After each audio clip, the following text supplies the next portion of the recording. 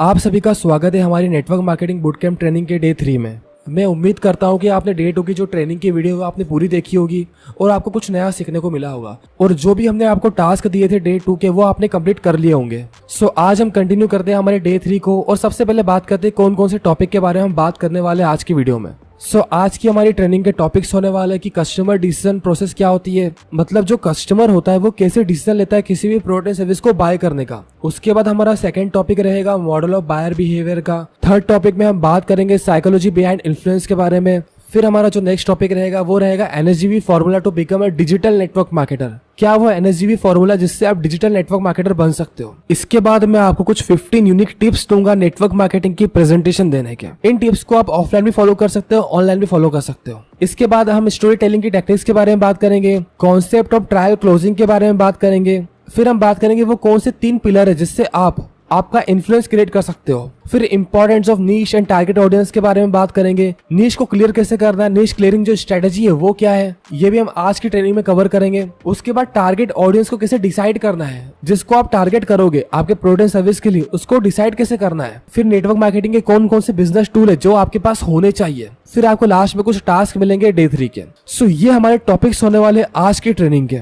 हम चलते सबसे पहले टॉपिक की तरफ जो कि है कस्टमर डिसीजन प्रोसेस। अब ये कस्टमर डिसीजन प्रोसेस होती क्या है। जब भी कोई कस्टमर किसी भी प्रोडक्ट एंड सर्विस को बाय करता है तो वो एक पर्टिकुलर चैनल या बोल सकते एक प्रोसेस से गुजरता है। उसी के बाद वो एक फाइनल डिसीजन के ऊपर आता है कि प्रोडक्ट को परचेस करना है कि नहीं। हम इस टॉपिक में उसी के बारे में डिटेल में बात करेंगे। जब भी कोई कस्टमर किसी भी प्रोडक्ट एंड सर्विस को बाय करता है उसमें सबसे पहली स्टेप आती है रिकॉग्निशन ऑफ नीड। आप खुद का एग्जांपल लेके देखो, जब भी आप किसी भी प्रोडक्ट एंड सर्विस को बाय करते हो सबसे पहले आप देखते हो कि इसकी मुझे जरूरत क्यों है। फॉर एग्जाम्पल आपको कार परचेस करनी है, आप सोचते हो कार मुझे परचेस क्यों करनी है। स्टेटस सिंबल के लिए करनी है, आपको आने जाने में ज्यादा प्रॉब्लम आती है इसलिए करनी है, आपको सेफ्टी पर्पस के लिए करनी है। सबसे पहले कस्टमर रिकॉग्नाइज करता है उसकी खुद की नीड, जो कि मैंने आपको कार के एग्जाम्पल से समझाया है। ऐसा कोई सा भी प्रोडक्ट एंड सर्विस हो, उसको बाय करने से पहले कस्टमर सबसे पहले देखता है कि उसको नीड किस चीज की है, उसी के अकॉर्डिंग वो किसी भी प्रोडक्ट एंड सर्विस को बाय करता है। मान लो जो भी कस्टमर है उसने सबसे पहले अपनी नीड को रिकॉग्नाइज तो कर लिया कि ये पर्टिकुलर मेरी नीड है, जो कि हम कार के एग्जाम्पल से समझ रहे हैं कि उसे स्टेटस सिंबल चाहिए। उसके बाद कस्टमर को आने जाने में ज्यादा प्रॉब्लम आती है इसलिए उसे कार परचेस करनी है एंड सेफ्टी पर्पस के लिए भी वो कार के ऊपर जाना चाहता है। इस अकॉर्डिंग सबसे पहले कस्टमर रिकॉग्नाइज करता है उसकी नीड को। फिर आती है सेकेंड स्टेप जो कि है इंफॉर्मेशन सर्च। जो भी कस्टमर ने अपनी नीड को रिकॉग्नाइज करा है, क्या मेरी नीड है, क्या मेरी जरूरत है, उस अकॉर्डिंग वो प्रोडक्ट सर्विस को सर्च करता है मार्केट में कि कौन सा प्रोडक्ट सर्विस मार्केट में अवेलेबल है। अब सर्च करने के डिफरेंट मीडियम है, ऑनलाइन सर्च करता है गूगल के ऊपर, यूट्यूब पे वीडियोस देखता है, रिव्यूज देखता है, शोरूम पे जाके और इन्फॉर्मेशन लेता है। अगर उसके फ्रेंड्स और रिलेटिव्स के पास वो प्रोडक्ट है तो उनसे इन्फॉर्मेशन लेता है, उनसे रिव्यूज लेता है, उनसे एडवाइस लेता है, जिससे वो एक क्लियर डिसीजन ले पाए। मान लो इन्फॉर्मेशन सर्च कर ली, कौन सा प्रोडक्ट उसके लिए फिट है वो सर्च कर लिया। फिर आती है third step evolution of alternatives. अब मान लो जो हमने एग्जांपल लिया कार का, अब कार एक कंपनी तो बनाती नहीं है, डिफरेंट ब्रांड से कार मैन्युफैक्चरर के, सुजुकी हो गया, हुंडई हो गया, होंडा हो गया, महिंद्रा किया, ये डिफरेंट ब्रांड्स जो कि कार मैन्युफैक्चर करते हैं। अब ये जो ब्रांड्स है ये कस्टमर के लिए डिफरेंट अल्टरनेटिव्स है। कस्टमर ने सबसे पहले क्या चीज डिसाइड करी, उसकी नीड क्या है, नीड के अकॉर्डिंग इन्फॉर्मेशन सर्च करी कि इस नीड को फुलफिल क्या चीज करती है और कौन सा प्रोडक्ट उसे लेना चाहिए जो कि उसके नजर में आए कि उसे कार लेनी चाहिए। वो रात को ट्रेवल करता है, उसे सेफ्टी भी चाहिए, एक स्टेटस सिंबल भी चाहिए, car is the best option.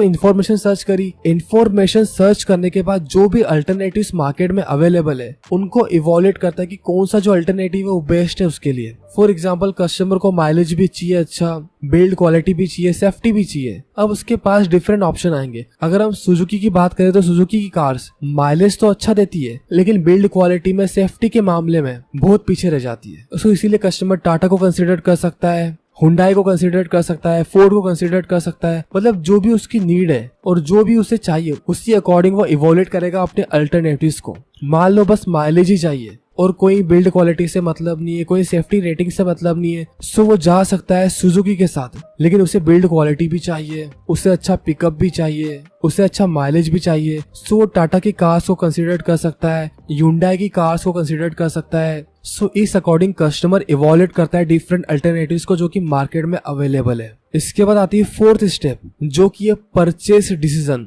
And ये फाइनल स्टेप होती है। कस्टमर इस पर्टिकुलर स्टेप में किसी भी पर्टिकुलर ब्रांड के साथ जाता है और उसके प्रोडक्ट एंड सर्विस को परचेस करता है। उसे जो भी ब्रांड अच्छा लगता है उसकी नीड के अकॉर्डिंग, जो भी उसने इवॉल्यूट करा था उसके अकॉर्डिंग वो उस पर्टिकुलर ब्रांड के साथ जाता है, उसके प्रोडक्ट एंड सर्विस के साथ जाता है। फिर आती है लास्ट स्टेप जो कि होती है पोस्ट परचेस डिसीजन। मतलब एक बार जब कस्टमर ने प्रोडक्ट एंड सर्विस को परचेस कर लिया, उसके बाद जो प्रोडक्ट को यूज करता है, डेली जो उसके फीचर्स है उनको यूज करता है, सो उसे कुछ पॉजिटिव चीजें दिखती है, कुछ नेगेटिव चीजें दिखती है। आपने खुद ये चीज नोटिस करी होगी, जब भी आप किसी प्रोडक्ट एंड सर्विस को बाय करते हो उसके बाद आपको समझ में आता है कि इसमें कौन कौन सी कमियां है, कौन कौन सी खूबियां हैं। जब हम किसी प्रोडक्ट एंड सर्विस को परचेस करते हैं तब इतना हम देख नहीं पाते। जब भी हम प्रोडक्ट एंड सर्विस को यूज नहीं करेंगे एक पर्टिकुलर टाइम तक, तब तक हमें समझ में नहीं आएगा क्या इसके पॉजिटिव है क्या इसके नेगेटिव है। सो जो पोस्ट परचेस डिसीजन होता है वो कस्टमर के पास आता है जब वो प्रोडक्ट को परचेस कर लेता है। उसके बाद उसे समझ में आता है क्या इसके पॉजिटिव है क्या इसके नेगेटिव है। सो ये जो पूरी स्टेप होती है इसी के अकॉर्डिंग कोई भी कस्टमर किसी भी प्रोडक्ट एंड सर्विस को परचेस करता है।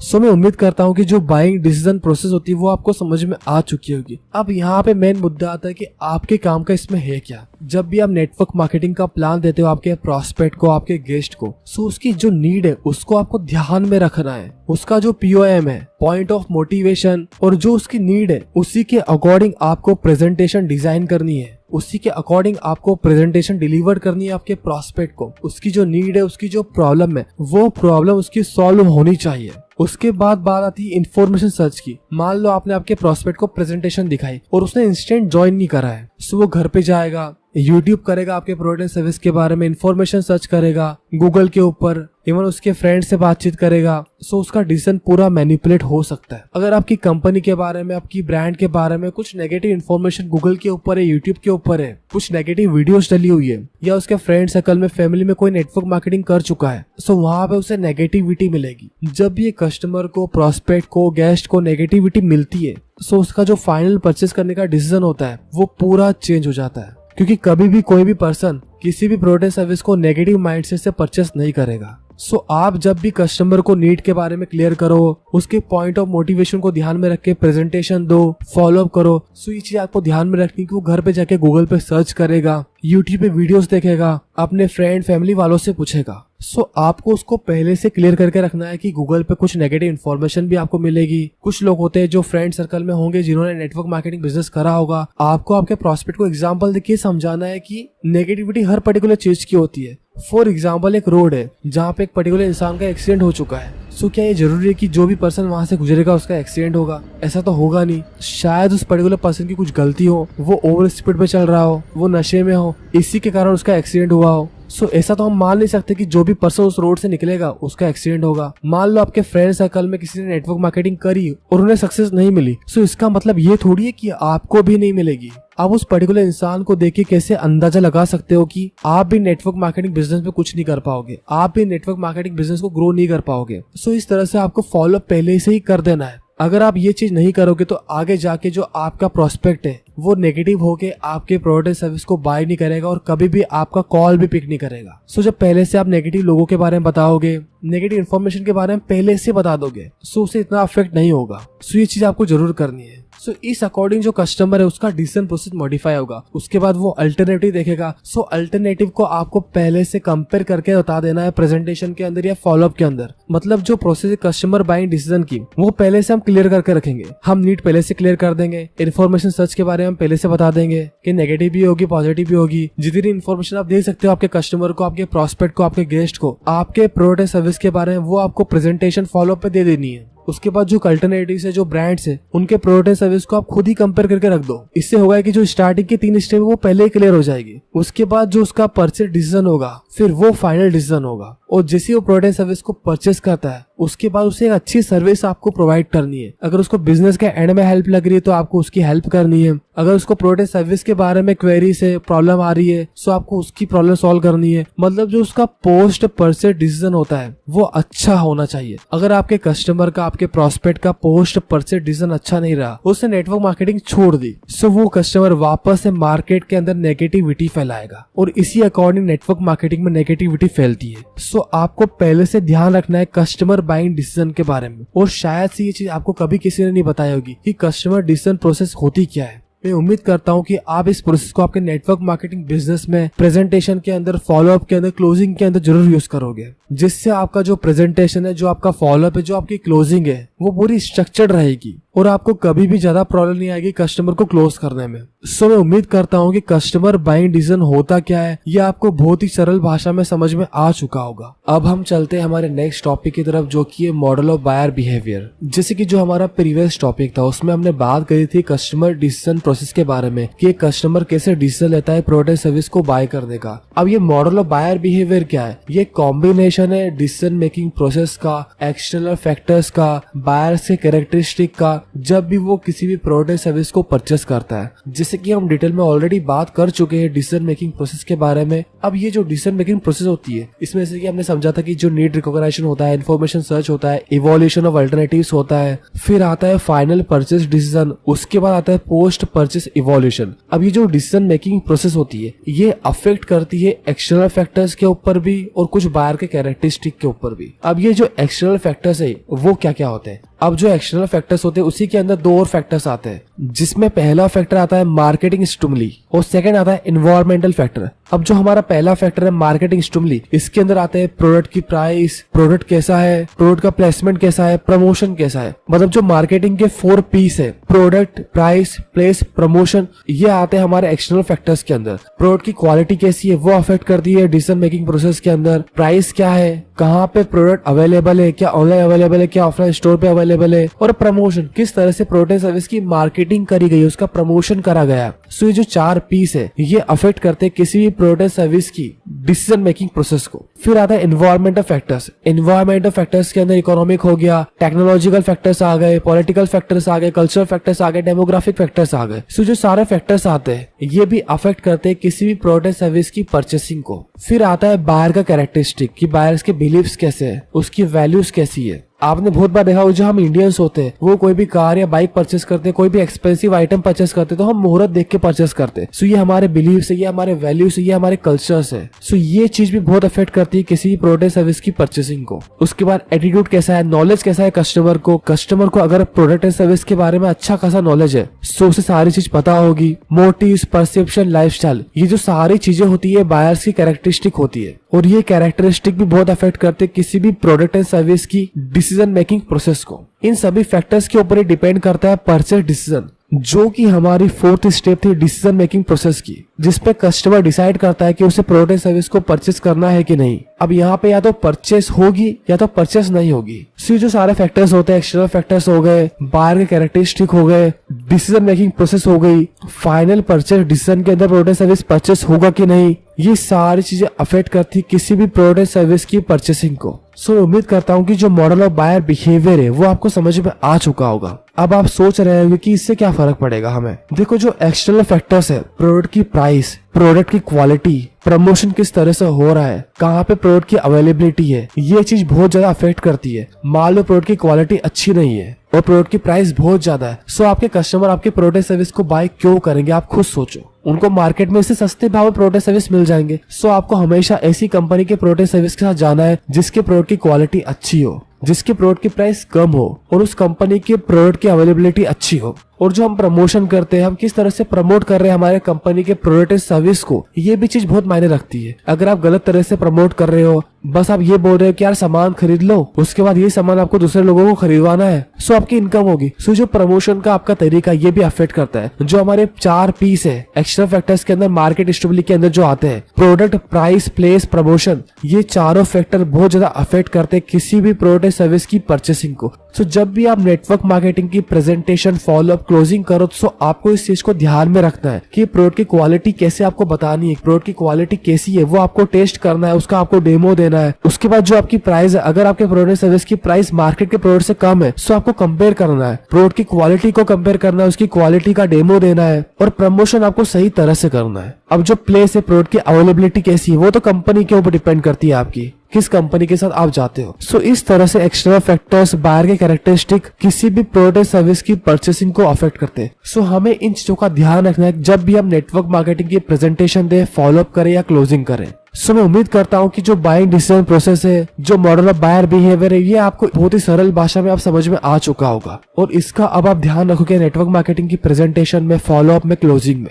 अब हम बात करते हैं साइकोलॉजी ऑफ इन्फ्लुएंस के बारे में। जो भी सोशल मीडिया मार्केटर हो गया, डिजिटल मार्केटर हो गया, जिसकी अच्छी खासी फैन फॉलोइंग है, उसका अपनी ऑडियंस के ऊपर एक इन्फ्लुएंस होता है। जब भी वो किसी भी प्रोडक्ट सर्विस को प्रमोट करता है, सो उसकी ऑडियंस उसके ऊपर ट्रस्ट करके उस प्रोडक्ट सर्विस को परचेस करती है। सो जो भी सोशल मीडिया मार्केटर है, इन्फ्लुएंसर है, वो अपनी ऑडियंस के साथ इतना कनेक्ट हो जाता है कि वो जो बोलता है वो उसकी ऑडियंस खरीद लेती है। अब बात आती है कि इतना ट्रस्ट बनता कैसे। ये ट्रस्ट फैक्टर कभी भी आप आपकी ऑडियंस के साथ ओवरनाइट नहीं डेवलप कर सकते। आपको कंसिस्टेंटली अच्छा कंटेंट डिलीवर करना पड़ेगा अपनी ऑडियंस को, तभी वो आपके ऊपर ट्रस्ट करेंगे, तभी वो आपको जानेंगे कि यार ये पर्टिकुलर पर्सन है, ये एक्सपर्ट इस पर्टिकुलर चीज के अंदर, इस पर्टिकुलर फील्ड के अंदर। और जब भी उन्हें उस पर्टिकुलर फील्ड में डाउट आएगा, क्वेरी आएगी, तो वो आपको सर्च करेंगे, उनके दिमाग में आपका ख्याल आएगा। सो अगर आप सोच रहे हो कि सोशल मीडिया की मदद से हम बिना कुछ करे, बिना कंटेंट क्रिएट करें, नेटवर्क मार्केटिंग बिजनेस को प्रमोट करें, नेटवर्क मार्केटिंग बिजनेस को ग्रो करें, सो सॉरी, ऐसा हो नहीं सकता। आप आज बड़े बड़े नेटवर्क मार्केटर्स को देख लो। अगर हम सोनू शर्मा सर का एग्जांपल लेते हैं, जो कि एक बहुत बड़े नेटवर्क मार्केटर है, उनके यूट्यूब चैनल के ऊपर कितने सालों से कंसिस्टेंटली वीडियो अपलोड होती है और उनका कंटेंट आप खुद देखो कितना अच्छा है। सो उन्होंने एक ट्रस्ट फैक्टर डेवलप करा अपनी ऑडियंस के बीच में over a period of time, content deliver करके,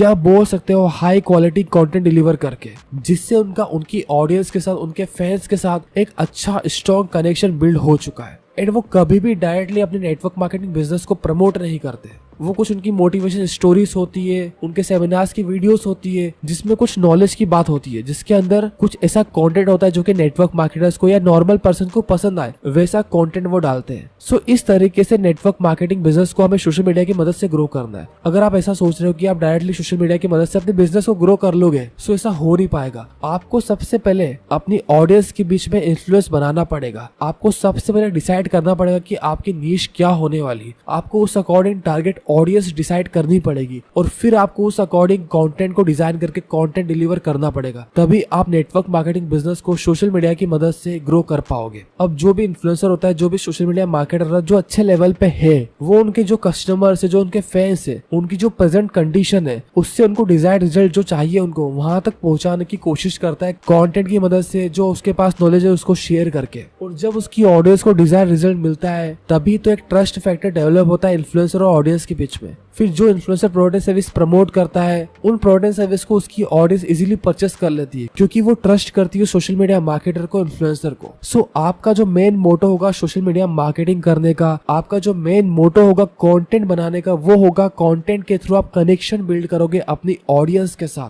कंटेंट के थ्रू आप लॉन्ग लास्टिंग बॉन्ड क्रिएट करोगे अपनी ऑडियंस के साथ। कंटेंट के थ्रू आप एक अच्छा रिलेशन बिल्ड करोगे अपनी ऑडियंस के साथ। सो उसके बाद जब भी आप आपके प्रोडक्ट एंड सर्विस की मार्केटिंग करोगे, उनका प्रमोशन करोगे अपनी वीडियोस के अंदर, सो उन प्रोडक्ट सर्विस को बिकने से कोई रोक नहीं सकेगा। सो इस अकॉर्डिंग आपको इन्फ्लुएंस करना है अपनी ऑडियंस को, उनको जो डिजायर्ड रिजल्ट चाहिए वो आपको दिलवाने पहले आपके कंटेंट के थ्रू। जो हमने टॉपिक में बात करी थी कि पहले आपको प्रेजेंट कंडीशन जो उसकी ए है, ए से बी पे ले जाना है। मतलब 20% काम आपको कंटेंट के थ्रू ए से बी ले जाने में करना है। उसके बाद जो 80% काम होगा बी से सी ले जाने में, जो प्रॉपर सोल्यूशन देना है आपको, उसके लिए आप चार्ज करोगे। और यहाँ पे भी हम यही कर रहे हैं, पहले हम अपने ऑडियंस को ए से बी ले जा रहे हैं, 20% उसकी जो प्रॉब्लम है उसको सॉल्व कर रहे हैं। उसके बाद जो उसकी 80% रिमेनिंग प्रॉब्लम है उसको सॉल्व करने के लिए हम कुछ चार्ज करेंगे। और कभी भी चार्ज करने के लिए शर्माना नहीं है। अगर आपके पास कुछ नॉलेज है, आपके पास कुछ स्किल है, तो उसके लिए चार्ज करने में कभी मत शर्माओ। सो अगर आपको अपने नेटवर्क मार्केटिंग बिजनेस को ग्रो करना है ऑनलाइन, सो आपको इस चीज का ध्यान रखना पड़ेगा। आपको अपनी ऑडियंस के साथ एक अच्छा कनेक्शन बिल्ड करना पड़ेगा, तभी आपके प्रोडक्ट सर्विस सेल हो पाएंगे सोशल मीडिया की मदद से। सो सबसे जो पहली स्टेप है वो है कि आपको क्लियर करनी है आपकी नीश, कि आपको किस पर्टिकुलर टॉपिक के ऊपर, किस पर्टिकुलर नीश के ऊपर कंटेंट क्रिएट करना है,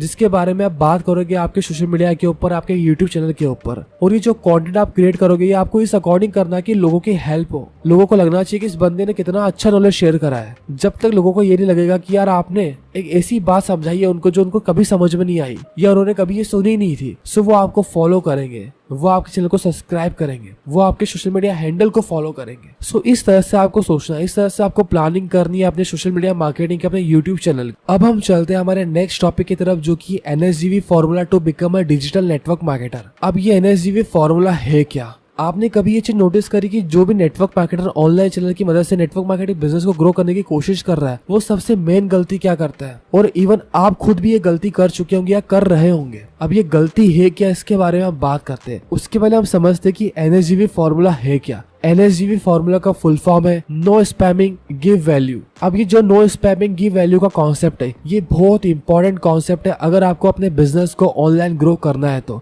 एंड जो मैं अभी गलती की बात कर रहा था जिसे मैक्सिमम नेटवर्क मार्केटर्स करते हैं, वो है स्पैमिंग करना। अब स्पैमिंग होती क्या है? स्पैमिंग बहुत तरह की होती है। स्पैमिंग मतलब किसी पर्सन को बार बार एक तरह का मैसेज भेजना, बार बार एक ही कमेंट करना, इन सभी चीजों को हम स्पैमिंग बोलते हैं, उसको परेशान करना। और ये चीज आपने देखी होगी, जो मैक्सिमम नेटवर्क मार्केटर्स है उनको नॉलेज नहीं है कि नेटवर्क मार्केटिंग बिजनेस को ऑनलाइन करना कैसे। जो बड़े बड़े एक मैसेज होते हैं वो बना के वो कमेंट करते हैं, वो DMs करते हैं। दूसरे लोगों की जो प्रोफाइल होती है उनमें जा जाके वो कमेंट करते हैं कि अगर आपको इतना पैसा कमाना है, इतने लाख रुपए कमाना है, आपको ये करना है, आपको वो करना है, आपको फाइनेंशियली फ्री होना है, सो आप इस नंबर पे मुझे व्हाट्सएप करें, मैं आपकी हेल्प करूंगा, इनकम अपॉर्चुनिटी, ये वो क्या पता क्या क्या कुछ। मैं आपको एग्जांपल दे रहा हूँ स्क्रीन के ऊपर, आप खुद ये देख सकते हो। ऐसे मैसेज बना के कमेंट करते हैं, DMs करते हैं लोगों को। और अगर आप खुद भी ये चीज कर रहे हो, सो आप कभी भी अपने नेटवर्क मार्केटिंग बिजनेस को ऑनलाइन ग्रो नहीं कर पाओगे। और ये एक हर एक नेटवर्क मार्केटर की सबसे बड़ी गलती है, जो कि नेटवर्क मार्केटिंग बिजनेस को ऑनलाइन चैनल्स की मदद से ग्रो करना चाहता है। चलो ठीक है, आपके पास कुछ लीड्स आ भी जाएगी, आपके पास कुछ प्रोस्पेक्ट आ भी जाएंगे, सो आप खुद सोचो वो किस माइंडसेट से आपके पास आएंगे। वो कभी भी सीखने के माइंडसेट से आपके पास नहीं आएंगे। उनका जो माइंडसेट होगा, उनका जो दिमाग में चल रहा होगा, वो चल रहा होगा पैसा पैसा पैसा पैसा, क्योंकि आपने प्रमोट ही क्या करा है? पैसा।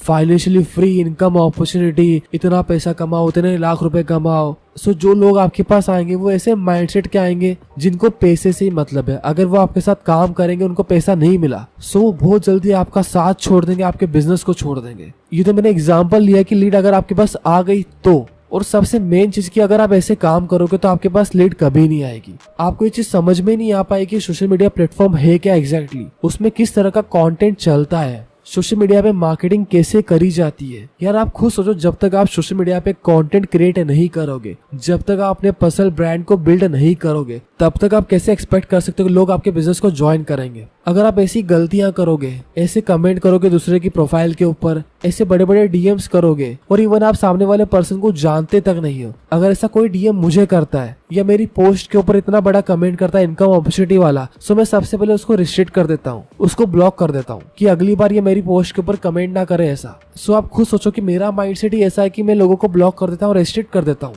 क्योंकि इस तरह से जो मेरी ऑडियंस है, जो मेरे कंटेंट को पसंद करती है, वो ऐसे कमेंट देखेगी तो वो परेशान हो जाएगी। सो मेरी ऑडियंस सोचेगी क्या इस पेज के ऊपर कैसे कमेंट आते हैं, इनकम अपॉर्चुनिटी वाले कमेंट आते हैं, ये कमेंट आते हैं, वो कमेंट आते हैं। सो मैं सबसे पहले ऐसे पर्सन को रिस्ट्रिक्ट कर देता हूँ। और मैक्सिमम नेटवर्क मार्केटर्स ये गलती करते हैं। अगर आपको नेटवर्क मार्केटिंग बिजनेस को वाकई में ग्रो करना है, और अगर आप सीरियस हो नेटवर्क मार्केटिंग बिजनेस को ग्रो करने के लिए, सो मैं आपसे रिक्वेस्ट करता हूँ कि स्पैमिंग करना छोड़ दो। अगर ये चीज आप नहीं कर रहे हो, आपकी डाउनलाइन करी, तो उनको भी बताओ कि ऐसा नहीं करना है, उनको भी प्रॉपर गाइडेंस दो, क्योंकि वो आपकी टीम के अंदर आते हैं, उनको गाइड करना आपकी रिस्पॉन्सिबिलिटी बनती है। सो अगर आप स्पैमिंग कर रहे हो लोगों के कमेंट्स के अंदर, लोगों को DMs कर रहे हो, बड़े बड़े मैसेज बना बना के, ये सारी चीजें करना छोड़ दो, तभी आप सोशल मीडिया की मदद से आपके बिजनेस को ग्रो कर पाओगे। वरना आप कभी भी अपने बिजनेस को नेक्स्ट लेवल पे ले जा नहीं पाओगे। आपको ये गलती करना अभी से छोड़ना है। ये स्पैमिंग वाले मैसेज करना, ईमेल्स करना, कमेंट्स करना, रैंडम लोगों को, स्ट्रेंजर्स को जिनको आप जानते भी नहीं हो, इससे आप कभी भी आपके बिजनेस को बिल्ड नहीं कर पाओगे। जो हमारा फॉर्मूला है NSGV, इसका मतलब ही है नो स्पैमिंग गिव वैल्यू। जब तक आप आपकी ऑडियंस को वैल्यू प्रोवाइड नहीं करोगे, जब तक आप आपकी ऑडियंस के साथ एक ट्रस्ट फैक्टर डेवलप नहीं करोगे, जब तक आपकी ऑडियंस आपको पहचानेगी नहीं, सो आप कैसे एक्सपेक्ट कर सकते हो कि वो आपके प्रोडक्ट सर्विस को बाय करें या आपके साथ बिजनेस शुरू करें। सो जो नो स्पैमिंग गिव वैल्यू वाला कॉन्सेप्ट है, उसके ऊपर आपको वर्क करना पड़ेगा। आपको कंटेंट के थ्रू वैल्यू प्रोवाइड करनी पड़ेगी अपनी ऑडियंस को। अगर आप इंस्टाग्राम की मदद से अपने बिजनेस को ग्रो करना चाहते हो, तो आपको वैल्यू प्रोवाइड करनी पोस्ट के फॉर्म में, शॉर्ट वीडियोस के फॉर्म में, रील्स के फॉर्म में। तभी जो आपके फॉलोअर्स है वो आपके ऊपर ट्रस्ट करेंगे, आपके ऊपर बिलीव करेंगे, तभी वो आपके प्रोडक्ट सर्विस को बाय करेंगे। सो ये जो NSGV वाला कॉन्सेप्ट है, इसको आपको हमेशा ध्यान में रखना है। आपको स्पैमिंग करना छोड़ना है और वैल्यू प्रोवाइड करने पे ध्यान देना है, आपको वैल्यू क्रिएशन करनी है, आपको सामने वाले की लाइफ में वैल्यू प्रोवाइड करनी है। उसे कुछ नया सीखने को मिलेगा तभी वो आपके साथ जुड़ेगा। उसे कुछ ऐसा नॉलेज, ऐसी इन्फॉर्मेशन, कुछ यूनिक टिप्स, स्ट्रेटजीज, तरीके मिलेंगे तभी तो वो आपको फॉलो करेगा। अगर उसको कुछ मिलता ही नहीं है आपके थ्रू, सो आप कैसे सोच सकते हो कि आपके फॉलोवर इंक्रीज होंगे। सो ये सबसे मेन चीज है कि आपको वैल्यू प्रोवाइड करने पे ध्यान देना है। जो हमारी ट्रेनिंग में हमने सबसे मेन चीज बात करी, वैल्यू प्रोवाइड करो, वैल्यू प्रोवाइड करो, वैल्यू प्रोवाइड करो, कंटेंट के फॉर्म में, वीडियो के फॉर्म में, पोस्ट के फॉर्म में, शॉर्ट वीडियोस के फॉर्म में। जो मेन बेस है नेटवर्क मार्केटिंग को सोशल मीडिया की मदद से करना, ऑनलाइन चैनल की मदद से करना, यूट्यूब से करना, किसी भी प्लेटफॉर्म से करना, लिंक्डइन हो गया, इंस्टा हो गया, फेसबुक हो गया, यूट्यूब हो गया। एक ही थंब रूल आपको यहाँ पे काम में आएगा, जो कि कंटेंट क्रिएशन। ऐसा कंटेंट आपको क्रिएट करना है जिससे सामने वाले ऑडियंस को, आपके फॉलोअर्स को वैल्यू मिले, उनकी लाइफ में कुछ चेंजेस आ सके, उनको कुछ नया सीखने को मिले, उनका नॉलेज एनहांस हो, तभी वो आपके साथ जुड़ेंगे, आपको फॉलो करेंगे और फ्यूचर में आपके प्रोडक्ट एंड सर्विस को बाय करेंगे। सो ये जो NSGV फॉर्मूला है, नो स्पैमिंग गिव वैल्यू, इसको आपको हमेशा ध्यान में रख के आगे काम करना है। मैं उम्मीद करता हूँ कि जो हमारा NSGV फॉर्मूला है वो आपको समझ में आ चुका होगा बहुत ही सरल भाषा में, और इसको आप हमेशा फॉलो करोगे और आज से आप स्पैमिंग करना छोड़ दोगे और वैल्यू क्रिएशन के ऊपर ध्यान दोगे। अपनी ऑडियंस को, अपने फॉलोअर्स को अच्छा कंटेंट देने की प्लानिंग करोगे, अच्छी वैल्यू प्रोवाइड करने की प्लानिंग करोगे।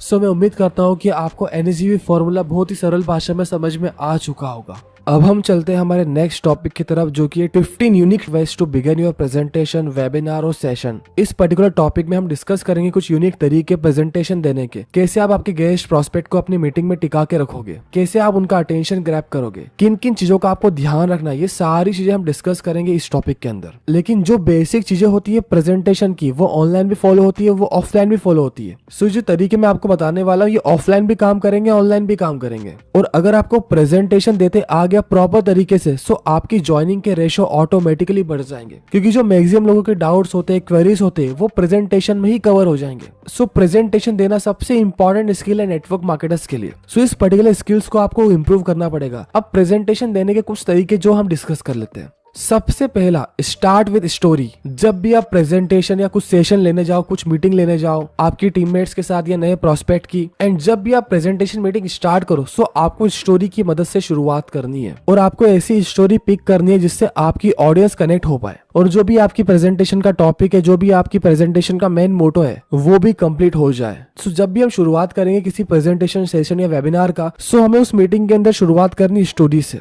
आप इंस्पिरेशन, मोटिवेशनल स्टोरी से शुरुआत कर सकते हो। अब इससे होगा है कि जो आपकी ऑडियंस है वो आपसे कनेक्ट कर पाएगी और उनका इंटरेस्ट बढ़ जाएगा आपकी प्रेजेंटेशन, आपकी मीटिंग के अंदर। अब देखो, मोटिवेशन स्टोरी बहुत सारी है, बस आपको गूगल पे जाना है और सर्च करना है मोटिवेशनल स्टोरी। सो आपको n नंबर ऑफ स्टोरीज मिल जाएगी। सो जब भी आप प्रेजेंटेशन या सेशन की शुरुआत करो तो आपको स्टार्ट करना है स्टोरी से, जिससे जो भी आपकी ऑडियंस आपको सुन रही है वो आपसे कनेक्ट हो जाएगी। इसके बाद हम बात करते हैं नेक्स्ट तरीके की, जो की है स्टार्ट विद कोटेशन। अब देखो, मैंने आपको दो ऑप्शन दिए, या तो आप आपके प्रेजेंटेशन की शुरुआत कर सकते हो स्टोरी की मदद से, या आप यूज कर सकते हो कोटेशंस। कोटेशंस क्या होते हैं? कोटेशन बेसिकली कुछ पंच लाइंस होती है, कुछ राइमिंग टाइप होता है, जो कि लोगों को बहुत पसंद आती है। मैं आपको एक कोटेशन का एग्जांपल देता हूँ। जिनमें अकेले चलने का हौसला होता है, उनके पीछे एक दिन काफिला होता है। सो ये एक तरह का कोटेशन है। जब भी आप शुरुआत करो आपकी प्रेजेंटेशन की, आपकी मीटिंग की, सो आप कोटेशन की मदद से भी शुरुआत कर सकते हो। अब ऐसे आपको बहुत कोटेशन गूगल के ऊपर मिल जाएंगे, बस आपको सर्च करना है best motivational quotation, best inspirational quotation. So जो भी कोटेशन आपको अच्छा लगे, आपकी प्रेजेंटेशन के अंदर सूट हो, उस कोटेशन के साथ भी आप शुरुआत कर सकते हो अपने प्रेजेंटेशन की। फिर हम चलते हैं थर्ड पॉइंट की तरफ, जो की है कॉम्प्लीमेंट योर ऑडियंस। देखो, हर किसी को अपनी तारीफ पसंद होती है। अगर आप किसी पर्सन की तारीफ करोगे, उसको कॉम्प्लीमेंट करोगे, सो उसे बहुत अच्छा फील होता है, क्योंकि हर एक पर्सन अपने बारे में अच्छा सुनना चाहता है। जब भी आप आपकी ऑडियंस को कॉम्प्लीमेंट करते हो, उनके लिए कुछ अच्छा बोलते हो, सो जो आपकी ऑडियंस है वो आपको और ध्यान से सुनेगी। सो आपको कोशिश करनी कि जो आपकी ऑडियंस है उसके बारे में थोड़ी रिसर्च कर लो कि किस टाइप की ऑडियंस आपकी प्रेजेंटेशन में, आपकी मीटिंग में आने वाली है। उस अकॉर्डिंग आप आपकी प्रेजेंटेशन को प्रिपेयर करोगे, उस अकॉर्डिंग आप स्टोरी, कोटेशन पिक करोगे, उस अकॉर्डिंग आप कॉम्प्लीमेंट करोगे आपकी ऑडियंस को। और जब भी आप कॉम्प्लीमेंट करते हो आपकी ऑडियंस को, सो उनका अटेंशन आपकी तरफ और बढ़ जाता है। आप डिफरेंट तरीकों से कॉम्प्लीमेंट कर सकते हो अपनी ऑडियंस को, जैसे कि आप ये बोल सकते हो कि आज की मीटिंग में जो ऑडियंस है,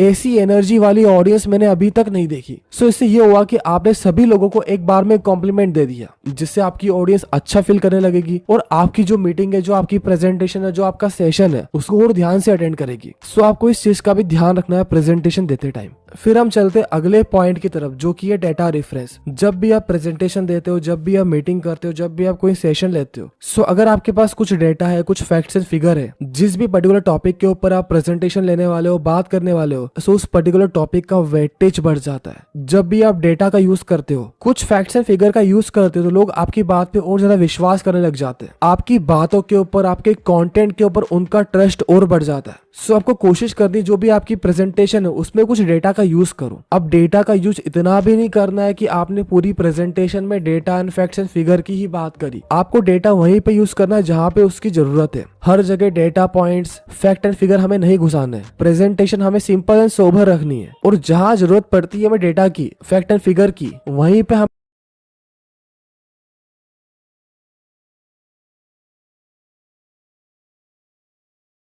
पूरी प्रेजेंटेशन के अंदर ही, जहां पे आपको लग रहा है कि यहाँ पे मैं ये पॉइंट बता सकता हूँ, यहाँ पे मैं डेटा का यूज कर सकता हूँ, सो आप वहां पे यूज करो, लेकिन हर जगह नहीं यूज करना है। इसका मैं एक छोटा सा एग्जांपल आप सभी को देता हूँ। जैसे कि आप ये वीडियो देख रहे हो, ये ट्रेनिंग अटेंड कर रहे हो, अब इस पर्टिकुलर ट्रेनिंग के ऊपर भी 80-20 प्रिंसिपल अप्लाई होगा। वो कैसे? आप सभी को ऑलरेडी पता होगा कि 80-20 प्रिंसिपल है क्या, जिसको हम परेटो प्रिंसिपल भी बोलते हैं। इस प्रिंसिपल को मैं सिंपल तरीके से पहले समझा देता हूँ, फिर हम आगे बात करेंगे। 80-20 प्रिंसिपल का मतलब है कि 80% रिजल्ट आउटकम्स डिपेंड करते हैं 20% इनपुट के ऊपर। इसका एग्जांपल अगर मैं आपको दूं, कुछ कंपनियों का 80% रिवेन्यू मात्र कुछ 20% प्रोडक्ट की हेल्प से जनरेट होता है। 20% मार्केटिंग एक्टिविटीज 80% रिजल्ट जनरेट करती है। कुछ बड़े बड़े जो यूट्यूबर्स है, उनकी 20% वीडियो ने ही उनका चैनल को ग्रो करवाया है। मतलब जो 80% व्यू है वो 20% वीडियो की मदद से आया है। इसके बाद किसी कंपनी में 20% सेल्स पर्सन 80% रिजल्ट जनरेट करते हैं। सो ये जो पर्टिकुलर परेटो प्रिंसिपल है, ये हर जगह अप्लाई होता है। अब इसको आप प्रेजेंटेशन में डेटा पॉइंट की तरह यूज कर सकते हो। जैसे कि जो 20% लोग हैं, उनको जो ट्रेनिंग की इंपॉर्टेंट बातें हैं वो उनके माइंड में रहेगी, और इस 20% में से भी 20% लोग इसको इम्प्लीमेंट करेंगे उनकी डेली वर्किंग के अंदर। मतलब ओवरऑल हम बात करें तो मात्र 4% लोग ही इम्प्लीमेंट करेंगे चीजों को। सो इस ट्रेनिंग से मात्र 4% लोग ही चीजों को इम्प्लीमेंट करके अपने बिजनेस को ग्रो कर पाएंगे। सो ये फैक्ट एंड फिगर है, ये डेटा है, और यहाँ पे हमने यूज करा है 80-20 प्रिंसिपल। सो जो भी आपको अच्छा लगे, जो भी फैक्ट एंड फिगर, जो भी डेटा आपको अच्छा लगे, वो आप यूज कर सकते हो आपकी मीटिंग के अंदर, आपके सेशन के अंदर। सो अब हम चलते हैं नेक्स्ट पॉइंट की तरफ, जो कि शेयर फैक्ट विद पीपल। जैसे कि प्रीवियस पॉइंट में हमने बात करी थी कि आपको आपके ऑडियंस के साथ डेटा पॉइंट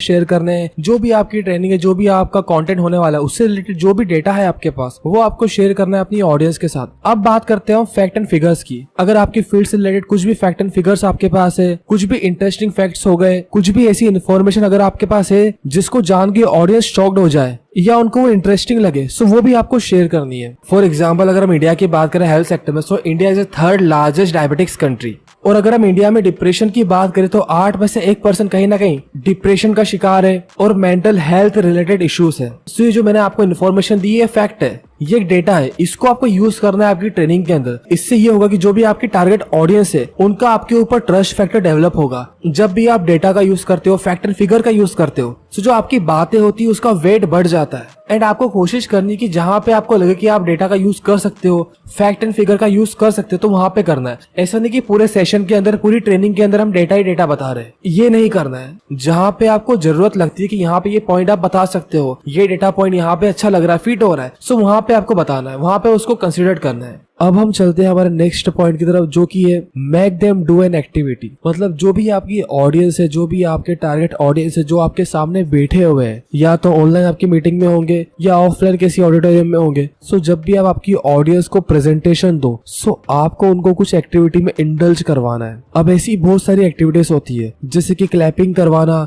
अच्छा म्यूजिक चल रहा है तो डांस करवाना, सो आप उनको डांस करवा सकते हो। सो ये डिपेंड करता है ऑडियंस टू ऑडियंस, कैसी ऑडियंस है उस अकॉर्डिंग आपको एक्टिविटीज करवानी है। अब ऐसी बहुत सारी एक्टिविटीज आपको गूगल पे मिल जाएगी, और कुछ मेहनत आपको भी करनी है। आपको जाना गूगल के ऊपर, कुछ इंटरेस्टिंग एक्टिविटी सर्च करनी है आपको प्रेजेंटेशन देते टाइम, जिससे आपको और नया नॉलेज मिलेगा। सो ये चीजें होती है जब भी हम प्रेजेंटेशन देते हैं। अब हम चलते हैं 7th पॉइंट की तरफ, जो कि आस्क क्वेश्चन। देखो, जब भी आप प्रेजेंटेशन दो, सेशन लो, कोई भी सेमिनार लो, सो आपको ये ध्यान में रखना है कि आपको आपकी ऑडियंस से कनेक्ट होना है। ऐसा नहीं जो आपके मन में बस वो बोलते गए बोलते गए। ऐसा बिल्कुल नहीं करना है। अगर आप इस तरह से प्रेजेंटेशन को डिलीवर करोगे तो आपकी प्रेजेंटेशन पूरी तरह से बोरिंग हो जाएगी। आपको कनेक्ट करवाना है आपकी ऑडियंस को खुद के साथ। आप कनेक्ट कब करवाओगे? जब आप क्वेश्चन पूछोगे ऑडियंस से, और ऐसे क्वेश्चन पूछने जिनका आंसर यस और नो में हो, मतलब शॉर्ट क्वेश्चन पूछने। ऑडियंस में किसी को उठा दिया और उससे पूछा कि आप आपके बारे में बताइए, आपका सेल्फ इंट्रोडक्शन दीजिए। ऐसे कारनामे हमें नहीं करने हैं। हमारी जो प्रेजेंटेशन है उसका जो डायरेक्शन उसे हमें पहले से डिसाइड करके रखना है। जब भी आप क्वेश्चन पूछोगे सो क्वेश्चन आपको क्लोज एंडेड पूछना है। उसका आंसर या तो यस होगा या तो नो होगा। जैसे कि आप ये पूछ सकते हो कि क्या आप सभी लोग एक्साइटेड है आज की ट्रेनिंग के लिए? अब इसका आंसर या तो यस होगा या तो नो होगा। इन दोनों के अलावा कोई आंसर नहीं होने वाला है। सो इस तरह के क्वेश्चन आपको पूछने जिसका आंसर या तो यस हो या तो नो हो, जिससे जो आपकी कनेक्टिविटी आपकी ऑडियंस के साथ वो बढ़ जाएगी और आपकी ऑडियंस आपके साथ डायरेक्टली कनेक्ट हो जाएगी। सो इस चीज का आपको हमेशा ध्यान में रखना है। ऐसे बहुत सारे क्वेश्चन आपको मिल जाएंगे। आप ये पूछ सकते हो who want to become entrepreneur? So सभी लोग हाथ खड़ा करेंगे। सो आपको आपकी ऑडियंस के साथ कनेक्ट होना, ये आपका मेन मोटो होगा। अब हम चलते हैं 8th पॉइंट की तरफ, जो कि है लॉन्ग पॉज।